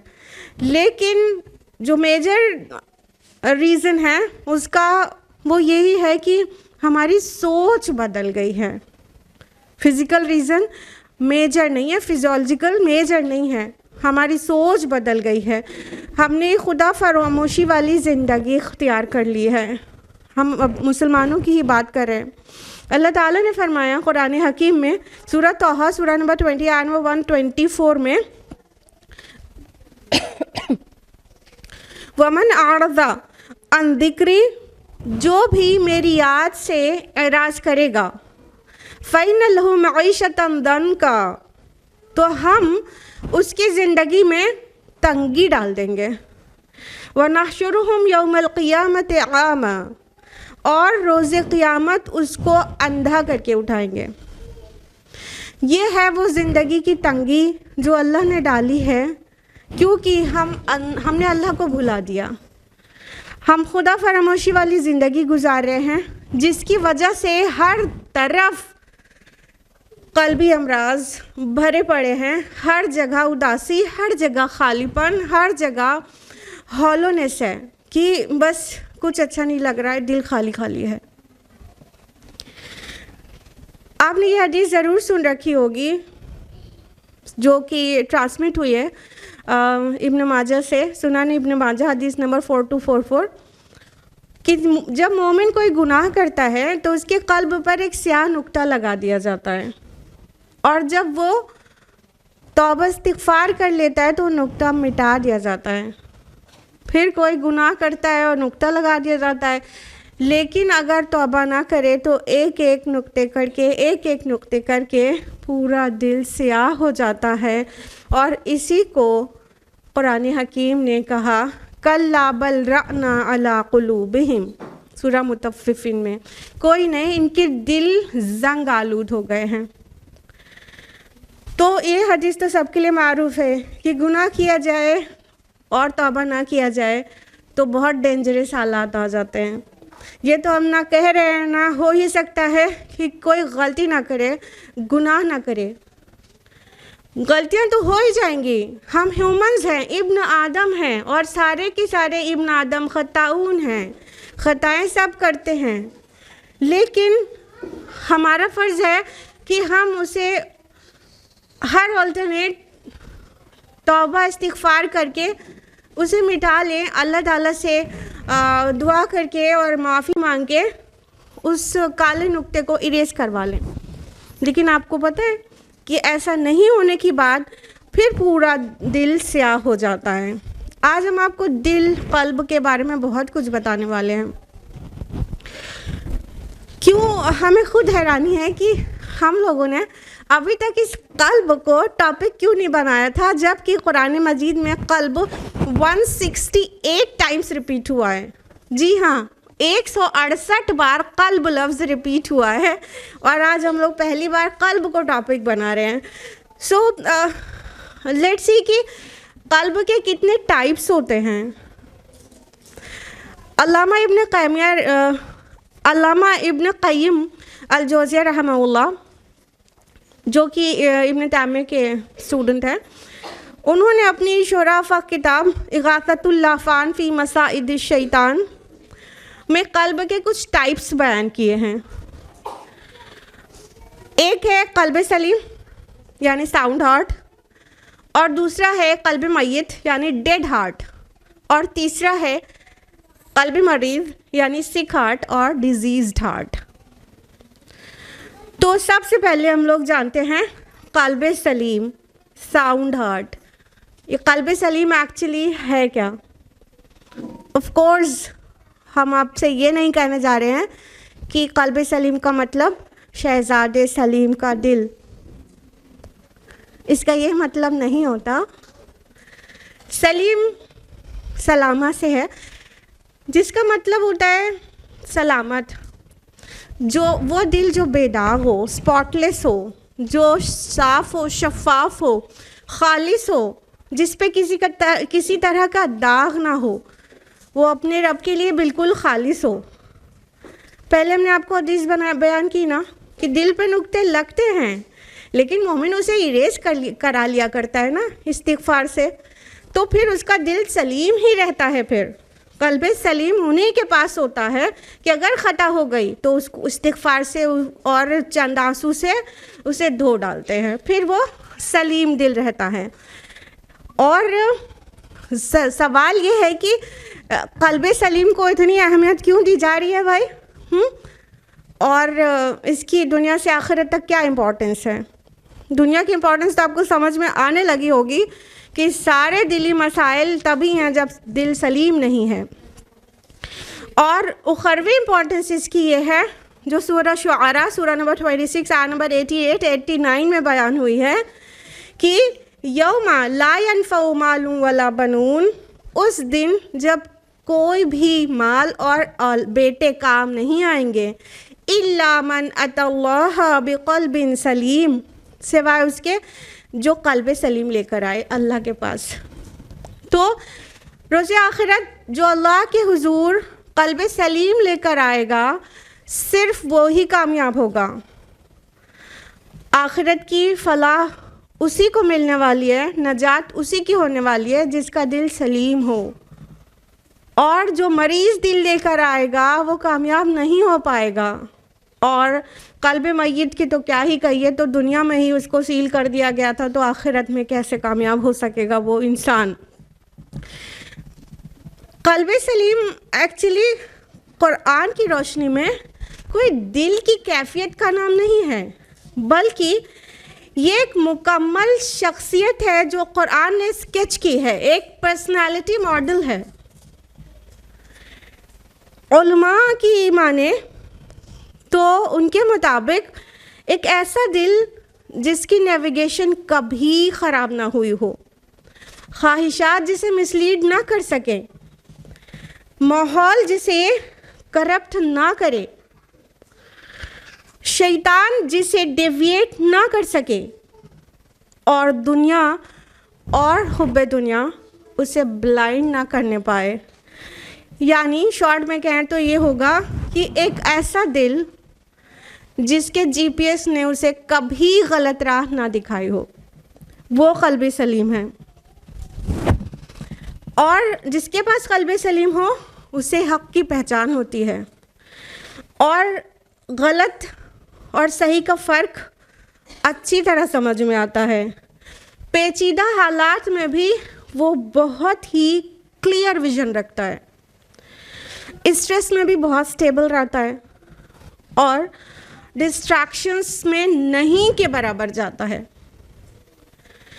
تو قلب سلیم کیا ہے؟ وہ شخص جس کے پاس ایسا دل ہو جس کا ایکچول کنسرن اللہ جل جلالہ ہو، جس کا مطلوب و مقصود، جس کا محبوب صرف اور صرف اللہ ہو، اللہ اس کی زندگی کا محور ہو اور اس کے سارے فکریں اور اعمال اس کے اراؤنڈ گردش کریں. وہ جو تنہائی میں اپنے رب سے ملاقات کو پسند کرتا ہو، وہ دل اور شخص جو مکمل توکل کرتا ہو اپنے رب پر، ایسے دل کو قلب سلیم کہتے ہیں. اس سے اپوزٹ قلب مریض، ہوس بھری زندگی گزارنا، دنیا داری میں رہنا اور پھر دل پہ اسپاٹس لگتے جانا اور قلب سلیم سے قلب مریض بنا لینا اپنے دل کو. دھیان رہے اللہ تعالیٰ انسان کو فطرت پہ پیدا فرماتے ہیں، کوئی بھی غلط یا گناہگار پیدا نہیں ہوتا. یہ اسلام کی عقیدہ نہیں ہے، یہ کسی اور کا عقیدہ ہے.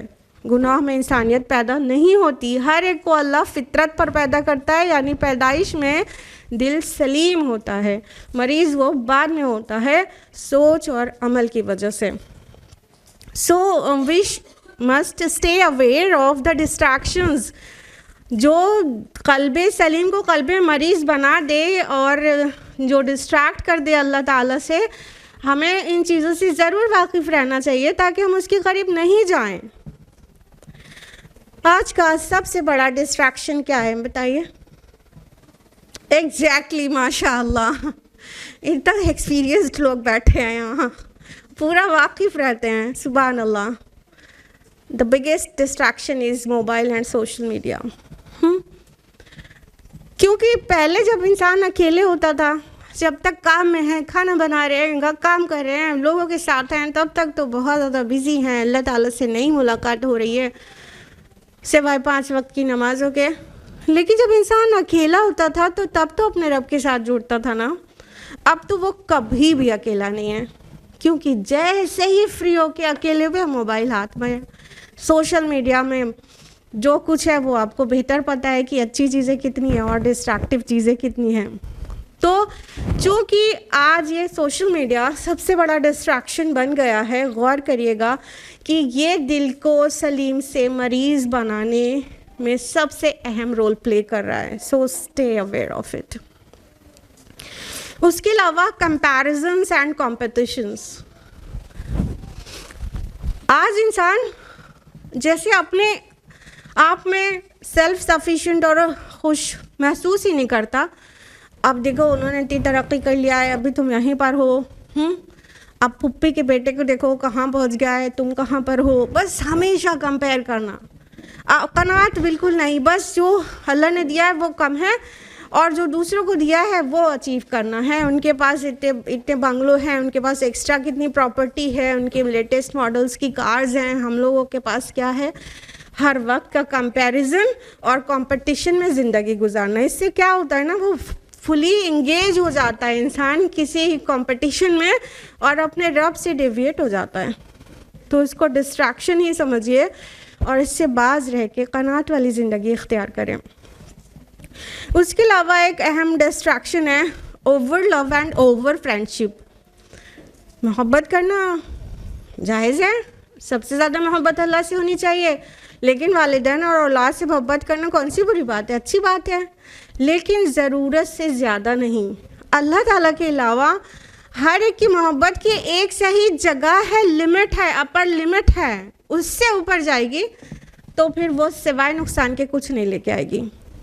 تو ہم نے کئی محبتوں کو ایسی بنا لیا جیسے کہ اللہ سے محبت ہونی چاہیے، جو ڈسٹریکشنز کا باعث بن گئی.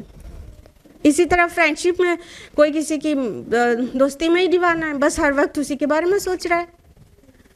تو یہ محبتیں اور یہ اوور فرینڈشپ یہ انتہائی ڈسٹریکٹیو ہیں، جو کہ قلب کو سلیم نہیں رہنے دیتی ہیں. اس کے علاوہ بے مطلب کا فیئر اور انسیکیورٹیز، بے مطلب کا خوف، کہیں ایسا نہ ہو جائے، کہیں ویسا نہ ہو جائے، بچہ گھر سے نکلا ہے کہیں ایکسیڈنٹ نہ ہو جائے، کہیں اس کا کریئر نہ بنے تو، کہیں صحیح جاب نہ ملے تو، بس بنا وجہ کا خوف جس کا کوئی بنیاد نہیں ہے. یہ بھی ایک اٹیچمنٹ کا ایک بہت زیادہ والا فارم ہے کہ اتنا اٹیچمنٹ کسی سے رہے گا تو ایسے ایسے خیال مفت میں آئیں گے. جب دل انہی خیالوں سے بھرا رہے گا تو اللہ کو کبھی یاد کرے گا. اور فیوچر کے لیے بہت انسیکیور رہتا ہے انسان آج کا. اور فیوچر انسیکیورٹی بھی کتنی، اور سوچ اور نظر کتنی، بس نیئر فیوچر کی فکر، اسی زندگی کے مستقبل کی فکر، فار فیوچر کی فکر نہیں، مستقبل بعید کی فکر نہیں کہ آخرت میں کیا ہوگا. بس ابھی اسی زندگی میں کیا ہوگا کہ بہت زیادہ فکر ہے، بہت انسیکیورٹی ہے. اس کے علاوہ اسٹریس، مینٹل اسٹریس، چاہے وہ کسی بھی چیز کا ہو، جائز چیز کا ہی کیوں نہ ہو، لیکن وہ اسٹریس کی سطح پر ہوگا تو پھر وہ آپ کو ڈیویٹ کر دے گا اللہ تعالیٰ کی یاد سے. تو اسٹریس لینے کی ضرورت نہیں ہے. ہر ذمہ داری کو نبھائیں اس حد تک جہاں تک جائز ہے، پھر اس سے فارغ ہوں. کیا اللہ کے رسول صلی اللہ علیہ وسلم سے زیادہ ہم میں سے کسی کے بھی پاس کام ہے؟ ذرا تصور کیجئے، اس طرح سوچا کریے. اللہ کے رسول کے پاس آج ہم لوگوں کے شوہر نا ایک بیوی میں ایک دم حیران پریشان رہتے ہیں نا، بزی رہتے ہیں ان کو ان کی خواہشات پورا کرنے اور ان کے ساتھ انصاف کرنے میں. اللہ کے رسول صلی اللہ علیہ وسلم کے پاس کئی بیویاں، سبحان اللہ.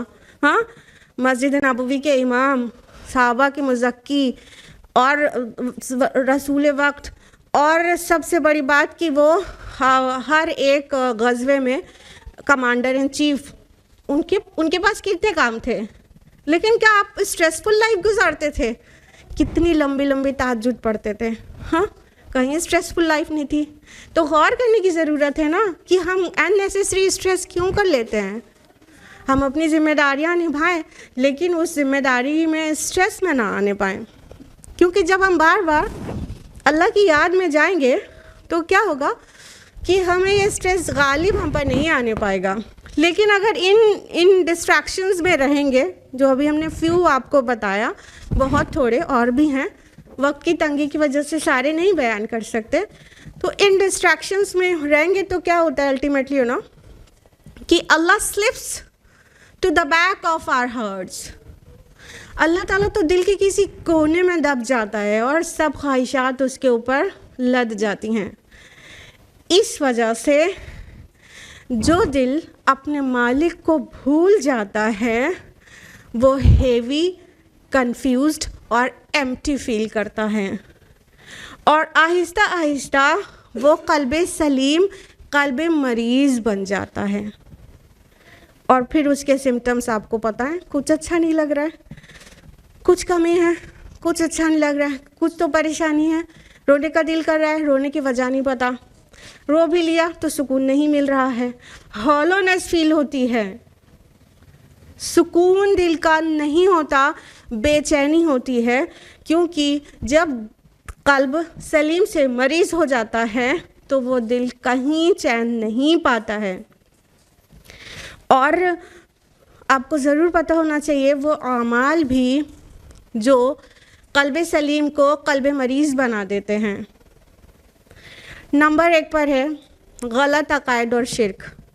اگر عقیدہ ہی صحیح نہیں ہے تو وہ اللہ کا بنایا ہوا دل جو کہ سیٹ آف روح ہے وہ کیسے سکون پائے گا؟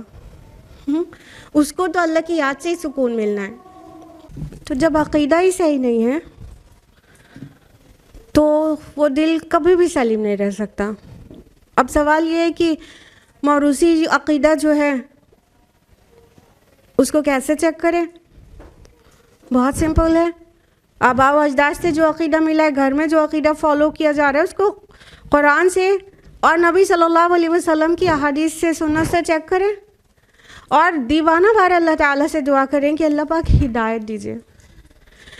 دل میں دیوانہ وار خواہش ہوگی, زبان پہ دعا ہوگی کہ اللہ پاک ہم ہدایت پہ چلنا چاہتے ہیں, وہ راستہ جو آپ پسند کریں. تو اللہ کی قسم کھا کے کہہ رہے ہیں کہ اللہ گمراہی میں کبھی نہیں چھوڑے گا. تو اس طرح ہم اپنے گھر سے ملے ہوئے عقیدہ کو ہرگز صحیح عقیدہ نہ سمجھے until unless we have cross checked it with Quran and سنہ. ضروری ہے کہ ہم اپنا ایمان لائیں, اپنا ذاتی ایمان, امی ابا کا ایمان نہیں, اپنا ایمان لائیں بڑے ہونے کے بعد. اس کے لیے ہمیں قرآن حدیث کی بنیادی علم ہونا تو بہت ہی ضروری ہے. اس کے علاوہ نفاق دلوں میں جگہ نہ بنا لے. زبان سے انسان کلمہ گو رہے اور دل میں نفاق ہو, یہ عین ممکن ہے. اور اس کو سب سے بڑھ کر قرآن نے دل کا مرض کہا ہے. سورہ بقرہ سورہ 2 آیت نمبر 10 میں فرمایا فی قلوبہم مرض, ان کے دلوں میں بیماری ہے. تو یہ نفاق کی بیماری ہے. دنیا کے سامنے مسلمان ہیں, نمازیں پڑھ رہے ہیں, روزے رکھ رہے ہیں, حج زکوٰۃ سب کر رہے ہیں, عمرہ تو ایک نہیں بار بار کر رہے ہیں, اور اکیلے میں اللہ سے نہیں ڈرتے. لوگوں کے ساتھ جب معاملات کرتے ہیں تو جھوٹ بولتے ہیں, داغا دیتے ہیں, امانت میں خیانت کرتے ہیں. اعمال یہ سب ہیں تو دل میں نفاق ہے ایکچولی, اور یہ بہت بڑی بیماری ہے جس سے دل گندا اور سیاہ ہو جاتا ہے. اس کے علاوہ تکبر قلب سلیم کو قلب مریض بنا دیتا ہے. انسان اپنے کو بہت بڑا سمجھنے لگتا ہے. وہ اپنے رب کو پہچانتا نہیں ہے, اس لیے اپنے آپ کو کچھ بڑا ہی سمجھ لیتا ہے. اگر ہم حق کو ناحق کرتے ہیں, کوئی حق لے کر آیا, چلو تم ہم کو بتاؤ گی, یہ رویہ ہے اگر. اور اگر ہم اپنے کو بہتر دوسرے کو کمتر سمجھتے ہیں, پارٹی میں سج دھج کے جاتے ہیں اور کوئی معمولی لباس میں ہوتا ہے تو ہم دیکھ کے اسے اپنے سے نیچا دیکھتے ہیں, تو یہ تکبر ہے. تکبر وہ عمل ہے, تکبر صرف سوچ نہیں ہے, یہی دل کا عمل ہے. کچھ سوچیں ایسی ہوتی ہیں جو عمل بھی ہوتی ہیں, جبکہ وہ اعضائے جسم سے نہیں ہوتی, بس سوچ میں ہوتی ہے, اور وہی دل کا عمل بھی ہوتی ہیں. تو تکبر وہ عمل ہے جو قلب سلیم کو کبھی سلیم نہیں رہنے دے گا, وہ قلب مریض بنا دے گا, اور بہت تھوڑا بھی ہو تب بھی دل کو مکمل سیاہ کر دے گا. لہٰذا ایڈریس کریے اپنے آپ کو کہ کسی کو حقیقت تو نہیں جانتے, یا کوئی حق بات لے کر آئے یا بات لے کر آئے تو ہم فوراً تو نہیں جھٹلا دیتے, چلو تم سے تو نہیں سننا ہے, تم ہو کون, تمہاری حیثیت کیا ہے ہمارے سامنے. اس کے علاوہ حسد اور بغض, یہ بھی بہت دل کی بیماریاں ہیں. انسان آج اپنی خوشیوں سے خوش نہیں ہے, بلکہ دوسرے کی ترقی اور خوشیوں سے جلا جا رہا ہے. ہمیں کیا ملا وہ ہمارا مسئلہ نہیں ہے, انہیں کیوں ملا یہ ہمارا مسئلہ ہے. کسی کو ترقی کرتے دیکھ نہیں پا رہے, جس کی وجہ سے دل حسد سے جل کے کالا ہو جاتا ہے. اور بغض, کسی نے کبھی کچھ کر دیا تو زندگی بھر نہیں بھولیں گے, لے کر بیٹھے رہیں گے. تو اس طرح حسد اور بغض بھی دل کو مریض بنا دیتے ہیں. پھر انسان کو صحیح چیز دکھنا بند ہو جاتی ہے, ایک سٹیج آتی ہے کہ بس اسی میں رہیں گے زندگی بھر, نیگیٹیوٹی چھائی رہے گی دل کے اوپر, تو وہ کیوں کر رہے گا دل سلیم. نفرتوں کا تو کیا کہیے, دوسری کمیونٹیز سے نفرت کرنا, اپنوں سے بھی نفرت کرنا, یہ بہت ہی بری بات ہے. مومن کا عمل ہی نہیں ہے کرنے کا نفرت. یہاں تک کہ کوئی برا کام کر, گناہگار بھی ہو تو گناہ سے نفرت ہونی چاہیے, گناہ گار سے نفرت نہیں ہونی چاہیے. اس پوری پرسنالٹی سے نفرت نہیں کر لینے. نفرتوں والے دل میں اللہ کہاں جگہ بنائے گا. اس کے علاوہ پیپلز اپروول, ہم لوگوں کی رضا چاہتے ہیں, لوگوں کی اپروول چاہتے ہیں. آج سوشل میڈیا کے دور میں ایک پوسٹ ڈال کے سوشل میڈیا پہ 100 بار چیک کرتے ہیں کتنے لائکس ملے. ایک لائکس پہ ہمارا اسمائل یا ہمارے آنسو نکلتے ہیں. دیوانے ہو رہے ہیں لوگوں کے لائکس کے. اور وہی جیسے مقصد حیات ہے. آپ کو پتہ ہے یہ آج شہرت اور لائکس اس کا کتنا مطلب چلن ہے, اور یہ پورا کلچر بنتا جا رہا ہے کہ جس کے جتنے سبسکرائبرز ہیں اور جتنے لائکس جس کو ملتے ہیں وہ اتنا قابل اور اتنا شہرت یافتہ ہے, اور وہ اتنا اونچا اور بڑا ہے. باقی لوگ نیچے جن کو کم لائکس ملتے ہیں یا جن کے سبسکرائبرز کم ہیں, کسی کے ملینز میں سبسکرائبرز ہیں تو وہ اس کے برابر نہیں ہو سکتا جس کے صرف 10K سبسکرائبرز ہیں, برابری نہیں کر سکتا. وہ تو بہت اونچا ہے, وہ بہت نیچا ہے. تو یہ کیا ہے کہ ایک پورا کلچر ڈیولپ ہو گیا ہے. بیسک آئیڈیا کیا تھا؟ لوگوں کا اپروول, لوگ کتنا پسند کر رہے ہیں. جب لوگوں کی رضا کے لیے انسان زندگی گزارے گا نا, کبھی چین سے نہیں رہ سکتا, اس کے دل میں سکون کبھی نہیں رہ سکتا, کیونکہ لوگ ہمیشہ اپروو ہی نہیں کرتے ہیں, ڈس اپروو بھی کرتے ہیں, اور جب ڈس اپروو کریں گے تو اس سے جیا نہیں جائے گا, اسے تو پھر نیند کی گولیاں کھا کے سونی پڑے گی. اس لیے ہمیں یہ نہیں دیکھنا ہے کہ لوگ کیا کہتے اور چاہتے ہیں, ہمیں یہ دیکھنا ہے ہمارا رب کیا چاہتا ہے, اور ہمارے رب کو ہمارے یہ فعل و عمل پسند آئے کہ نہیں. ہمارا کنسرن یہ ہونا چاہیے. اس کے علاوہ دنیا کا بہت زیادہ اٹیچمنٹ, حب مال حب دنیا, اور اس کا بہت زیادہ اٹیچمنٹ بالکل اللہ تعالیٰ کے رشتے کو سیکنڈری کر دیتا ہے, جس کی وجہ سے قلب سلیم قلب مریض بن جاتا ہے. غلام ہو گیا نا اب دولت کا, اب مال کا, شہرت کا, تو پھر اللہ تعالیٰ کا غلام کہاں رہ گیا؟ تعیس عبد الدینار تعیس عبد الدرہم, درہم و دینار کا بندہ ہلاک ہو, ہمارے نبی نے ڈکلیئر کر دیا ہے. اور یاد رہے یہ مال و دولت اس امت کی سب سے بڑی آزمائش ہے, تو اس کے متعلق تو بہت زیادہ اویئر رہیں, بہت زیادہ صدقات و خیرات کریں, تب یہ اس چیز کی محبت دل سے نکلے گی. لہٰذا یہ کچھ اعمال ہیں اور بھی ہیں جن سے قلب سلیم جو اللہ نے پیدا کیا تھا وہ قلب مریض بن جاتا ہے. چلتے چلتے وہ اعضائے جسم بھی جان لیجئے جو ریسپانسبل ہوتے ہیں اس کام میں. ابن قیم الجوزی فرماتے ہیں 7 باڈی آرگنز ہیں, 7 اعضائے جسم ہیں جو کہ اس کام کے لیے ذمہ دار ہیں.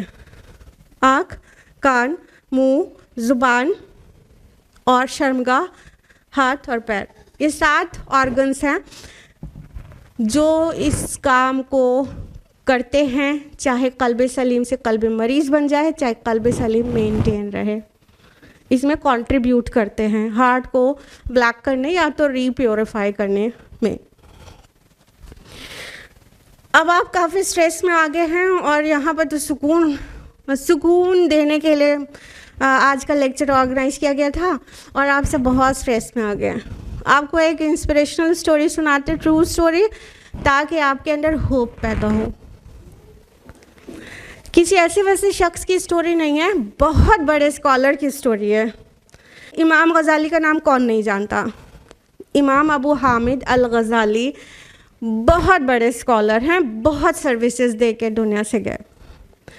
38 ایئرس کے تھے, بغداد کی نظامیہ یونیورسٹی میں پروفیسر تھے, اور انہوں نے محسوس کرنا شروع کیا کہ ان کا دل خالی خالی ہے, کہیں چین کہیں سکون نہیں آ رہا ہے, کچھ ہالونیس ہے, بے چینی ہے, بے قراری ہے.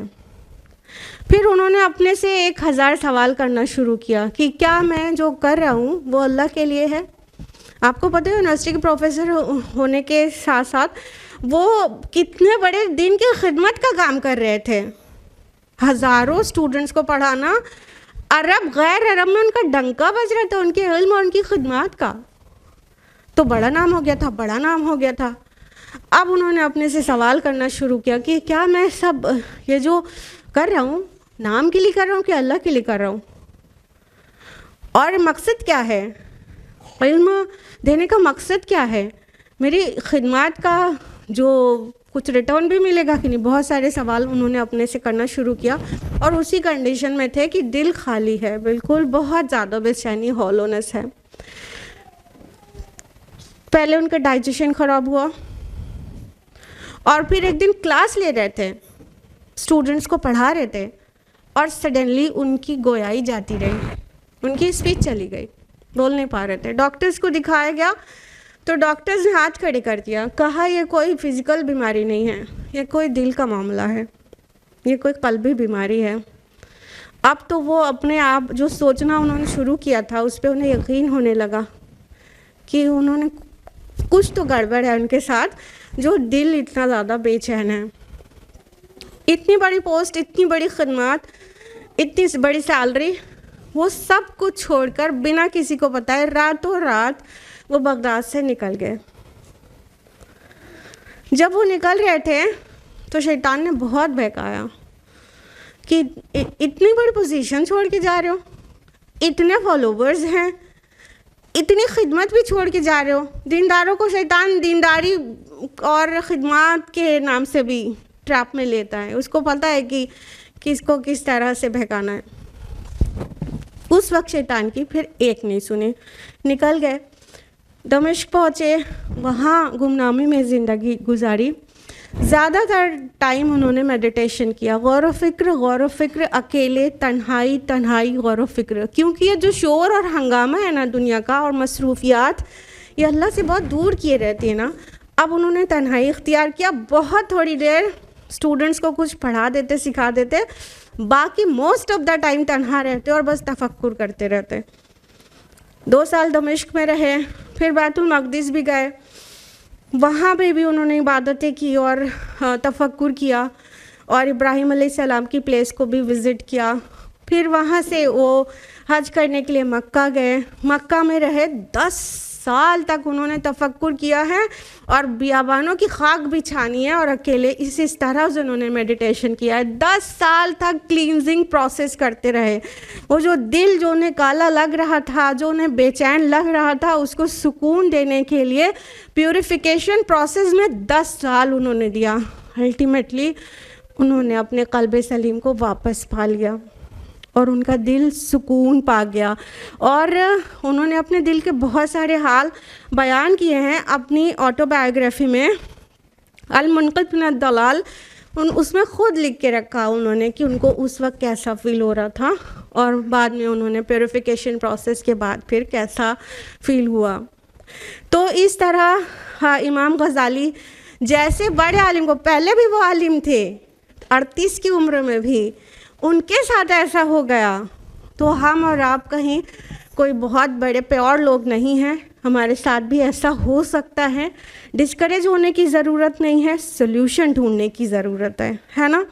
تو انہوں نے تو اپنے کلینزنگ پروسیس کو 10 سال تک کیا. جس کا جتنا بڑا مرض ہے اتنی دیر تک اسے ٹریٹ بھی کرنا پڑے گا نا, پیوریفیکیشن میں بھی اٹ مائٹ ٹیک ٹائم. تو اب ہم لوگ جانیں گے وہ سارے پروسیس جو ٹرانسفارمیشن کے لیے امپورٹنٹ ہے. یعنی قلب مریض ہو گیا ہے تو قلب سلیم کو واپس پانے کے لیے کیا پروسیس ہے.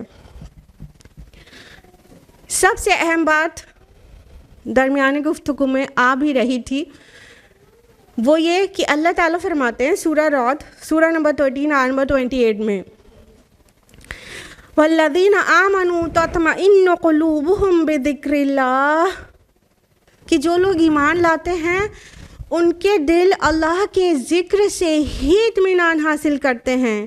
الا بذکر اللہ تطمئن القلوب, جان لو اللہ کے ذکر سے ہی دلوں کو سکون ملتا ہے. سو دس از دا پوائنٹ. سب سے اہم بات کہ اللہ کی یاد دل سے نہیں جانے پائے, اور اللہ کی یاد رہے گی تو شیطان ڈیرا ڈالنے ہی نہیں پائے گا اور قلب سلیم قلب مریض نہیں بنے گا. لیکن اگر پھر بھی ایسا ہو گیا ہے تو پھر بھی وہی یاد ہی اس کا سولوشن ہے بیسیکلی.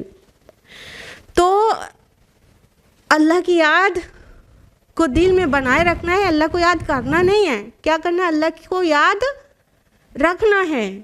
کرنا اور رکھنے میں فرق ہے نا. یاد کیا تو اس کو جاتا ہے جس کو بھول جایا جاتا ہے, اور یاد رکھا جس کو جاتا ہے اس کو تو کبھی بھولا ہی نہیں جاتا. اس کے علاوہ عمل کیا ہونے چاہیے؟ ظاہر پیوریفیکیشن پروسیس. اللہ کے رسول صلی اللہ علیہ وسلم کو اللہ تعالیٰ نے فرمایا تھا سورۃ توبہ سورہ نمبر 9 آیت نمبر 103 میں کہ خذ من اموالہم صدقہ تطہرہم وتزکیہم بہا, کہ ان کے اموال سے صدقہ وصول کیجیے تاکہ آپ ان کو پاک اور صاف کریں۔ تو دلوں کو پاک اور صاف کرنا ایک امپورٹنٹ پروسیس ہے جس سے ہم قلب سلیم کو اپنے واپس پا سکتے ہیں۔ جس طرح باڈی میں انہیلدی انگریڈینٹس شامل ہو جائیں یا تو کچھ ٹاکسنس داخل ہو جائیں تو باڈی کو ڈیٹاکس کرنا پڑتا ہے نا، اسی طرح دل کو، اپنے ہارٹ کو ایک ڈسپلن کی ٹریننگ دے کر ڈیٹاکس کیا جا سکتا ہے۔ تو سولوشن نمبر 1 از تفکر، جو کہ تنہائی میں ہو۔ تفکر تنہائی میں ہی ہو سکتا ہے۔ اللہ تعالیٰ کو اس وقت یاد کریں جب آپ کے اراؤنڈ کوئی نہیں ہے، غور و فکر کریں چیزوں میں، آفاق اور انفس ہر جگہ غور و فکر کریں، اور اس کا آخرت میں کتنا بڑا بینیفٹ ملے گا آپ بلیو نہیں کریں گی کہ اتنے چھوٹے سے عمل کا اتنا بڑا اجر مل سکتا ہے۔ بیوٹیفل حدیث بخاری مسلم کی متفق علیہ روایت بخاری میں حدیث نمبر ہے 6806۔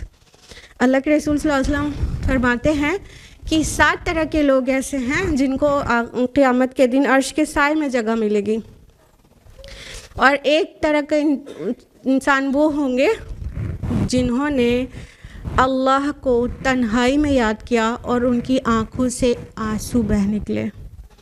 سبحان اللہ، چھوٹا سا عمل، اللہ کو تنہائی میں یاد کرنا اور آنسو نکل پڑے، اتنے سے عمل سے اللہ تعالیٰ کے یہاں عرش کے سائے میں جگہ ملے گی جب کوئی سایہ نہیں ہوگا۔ اور عرش کا مطلب جانتے ہیں نا، سب سے قریب۔ فرشتوں میں بھی بہت ہی سلیکٹڈ فرشتے، بہت بزرگ فرشتے عرش کے اراؤنڈ ڈیوٹی پر ہوتے ہیں، اور اتنے قریب میں اللہ ان کو رکھے گا جنہوں نے اتنا سا عمل کیا تھا، تنہائی میں اپنے رب کو یاد کیا اور بس بے ساختہ آنکھوں سے آنسو بہہ نکلے۔ اتنا بڑا اجر اللہ تعالیٰ آخرت میں دے گا، اور دنیا میں قلب سلیم کو واپس پانے کا سب سے مؤثر ذریعہ ہے تنہائی میں خوب اللہ کو یاد کیا جائے، اللہ سے بہت ساری باتیں کیا جائے۔ دوسری چیز، اگر عقیدہ صحیح نہیں ہے تو اس کو صحیح کرنا بہت اہم ہے۔ تو اگر عقیدہ پہلی بات تو ہم سب کو بہت ریلیکس نہیں رہنا چاہیے کہ ہم سب کا عقیدہ سب بہت صحیح اور اچھا ہی ہے۔ ہدایت کی طلب ہونی چاہیے، ہمیشہ اللہ سے ہدایت مانگنی چاہیے۔ برادر نعمان کہتے ہیں نا، پانی کی طرح ہدایت مانگے۔ پانی ہمیں ایک بار نہیں پینا پڑتا، بار بار پانی کی ضرورت رہتی ہے۔ پانی کی طرح ہدایت کی ضرورت ہے ہمیں اور آپ کو کہ ہم اللہ سے ہدایت مانگیں۔ اللہ پاک ہمیں ہدایت پر رکھیے۔ صلاح میں پڑھتے ہیں ہر رکعت میں اہدنا الصراط المستقیم، اس کو اپنی زندگی میں ہمیشہ شامل رکھیں اور اپنے آپ کو بیسٹ نہ سمجھیں، امید کریں اللہ سے کہ ہم صحیح جا رہے ہیں۔ اس کے علاوہ توبہ اور استغفار تو ڈیفینیٹلی بہت ہی ضروری ہے، اور ساتھ ہی سچی توبہ تو وہی ہے نا کہ جب بری عادتیں چھوٹ جائیں۔ سو لیو ٹاکسک ہیبٹس۔ اگر کچھ ایسی بری عادتیں، ہوتا یہ ہے کہ انسان تو انسان ہی ہے نا، ساری اچھی چیز کرے گا، کوئی ایک بری عادت کو چھوڑ نہیں پا رہا ہوتا ہے، یا کوئی ایک اچھے کام کو اس نے اڈاپٹ کرنے میں کر نہیں پا رہا ہوتا ہے۔ تو اگر کوئی حرام چیز کو انسان تھوڑی مطلب ایک چھوٹی سی حرام کو بھی اپنے لیے حلال کر لیا، so it's a big problem. تو جو بھی کوئی کسی کو فیل ہو، سب کو اپنی پتہ ہوتی ہے میری کیا کمزوری ہے۔ کوئی بھی ٹاکسک ہیبٹ ہے اس کو چھوڑنا ہے اور اللہ سے سنسیئر ریپینٹنس کرنا ہے، بالکل مخلص توبہ، اور مایوس کبھی بھی نہیں ہونا ہے، کیونکہ اللہ تعالیٰ فرماتے سورہ زمر سورہ نمبر 39 آیت نمبر 53 میں کہ قل یا عبادی الذین اسرفوا علی انفسہم، کہہ دو میرے ان بندوں سے جنہوں نے اپنی جان پر ظلم کر ڈالا ہے، لا تقنطوا من رحمت اللہ، اللہ کی رحمت سے کبھی بھی مایوس نہ ہونا، ان اللہ یغفر الذنوب جمیعا، اللہ کل کے کل گناہ معاف کر دیتا ہے۔ سبحان اللہ۔ ہمیں اور آپ کو استغفار کو اپنی زندگی میں روزانہ شامل کرنا چاہیے، روزانہ۔ سونے سے پہلے تو بغیر استغفار کے سونا ہی نہیں چاہیے۔ تو اگر یہ دل کا خالی پن اور بے چینی اور یہ سب ہے تو یہ ساری عادتیں اپنائیں. اللہ تعالیٰ جب گناہ کو معاف کر دیں گے تو جو دل پہ ویٹ تھا گندگی کا وہ ہٹے گا, دل پاک پاک صاف صاف ہو جائے گا, تو دل سکون میں واپس آ جائے گا. اس کے علاوہ ایک بہت اہم کام, بہت اہم ہے لیکن لوگ اسے چھوٹا سمجھتے ہوں گے, جو یہ کام کرے گا اس کا دل پاک رہے گا. اور بظاہر وہ چھوٹا ہے لیکن اللہ تعالیٰ نے اس کو پیورٹی کا سمبل کہا ہے قرآن میں. فرمایا سورہ نور سورہ نمبر 24 آیت نمبر 30 میں, قُل لِّلْمُؤْمِنِينَ يَغُضُّوا مِنْ أَبْصَارِهِمْ وَيَحْفَظُوا فُرُوجَهُمْ, کہہ دو مومنوں سے کہ وہ اپنی نظروں کو بچا کر رکھیں اور اپنی شرمگاہوں کی حفاظت کریں. ذَلِكَ أَزْكَىٰ لَهُمْ, یہ ان کے لیے پاکیزہ طریقہ ہے, یہی پیورٹی ہے. تو اللہ تعالیٰ نے نگاہوں کو بچانا, آنکھوں کی حفاظت کو پیورٹی کا سمبل کہا ہے. تو جو یہ کرتا ہے نا, تو ابن قیم الجوزی رحمہ اللہ فرماتے ہیں کہ اس کو 3 فائدے ہوتے ہیں.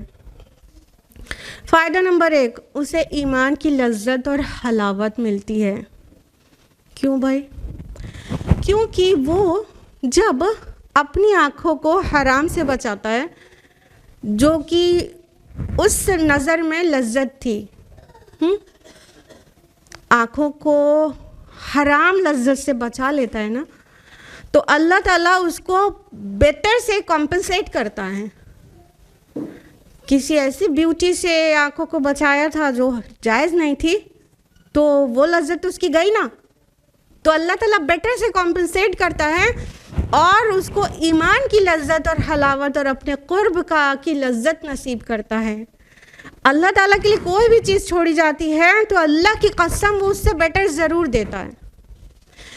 دوسرا فائدہ یہ ہوتا ہے کہ اس کے دل میں نور ڈال دیا جاتا ہے, کیونکہ اس نے اپنے آپ کو, اپنی آنکھوں کو, اپنی آنکھوں کی روشنی کو حرام سے بچایا تھا. تو اب اس کی آنکھوں کی روشنی اور بڑھا دی جاتی ہے, اس کے دل کا نور بڑھا دیا جاتا ہے. تو کیا ہوتا ہے, اب وہ چیزیں دیکھ سکتا ہے جو اور نہیں دیکھتے, اور لوگ نہیں دیکھ سکتے. شارٹ میں بولیں تو اسے بصیرت اور حکمت عطا کر دی جاتی ہے.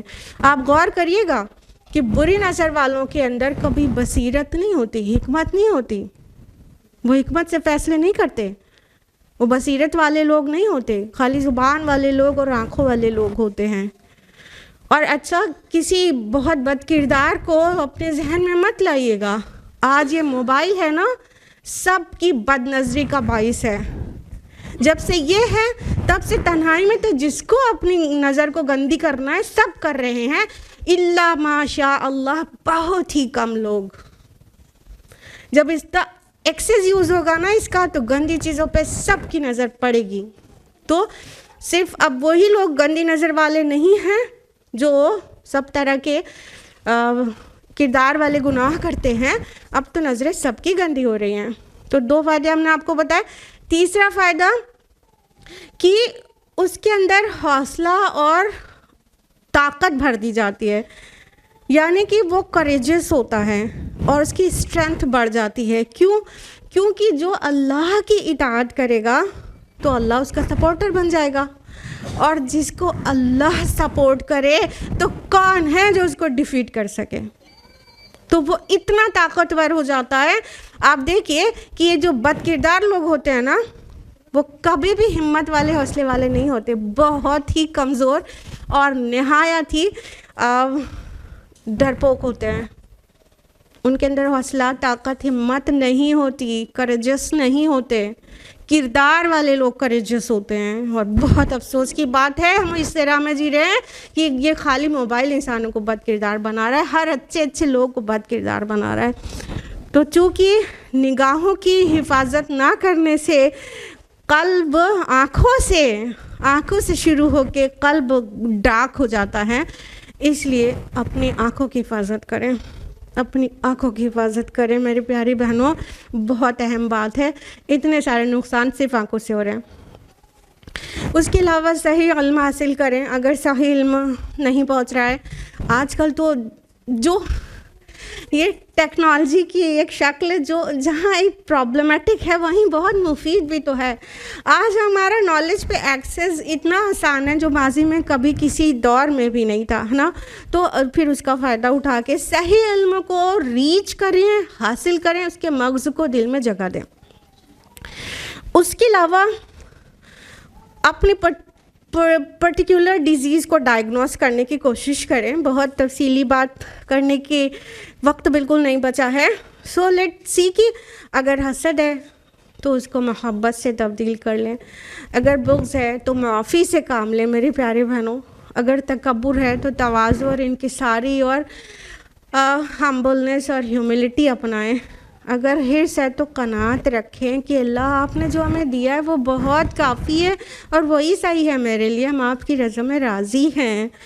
اگر کسی کو بہت زیادہ غصہ آتا ہے، بات بات پہ یہی جملے ہیں، ہمیں تو چڑ ہوتی ہے، ہمیں تو اریٹیشن ہے، اتنا زیادہ غصہ ہے، تو اس کو حلم سے بدلیں. تو پھر کیا ہوگا جانتے ہیں؟ جس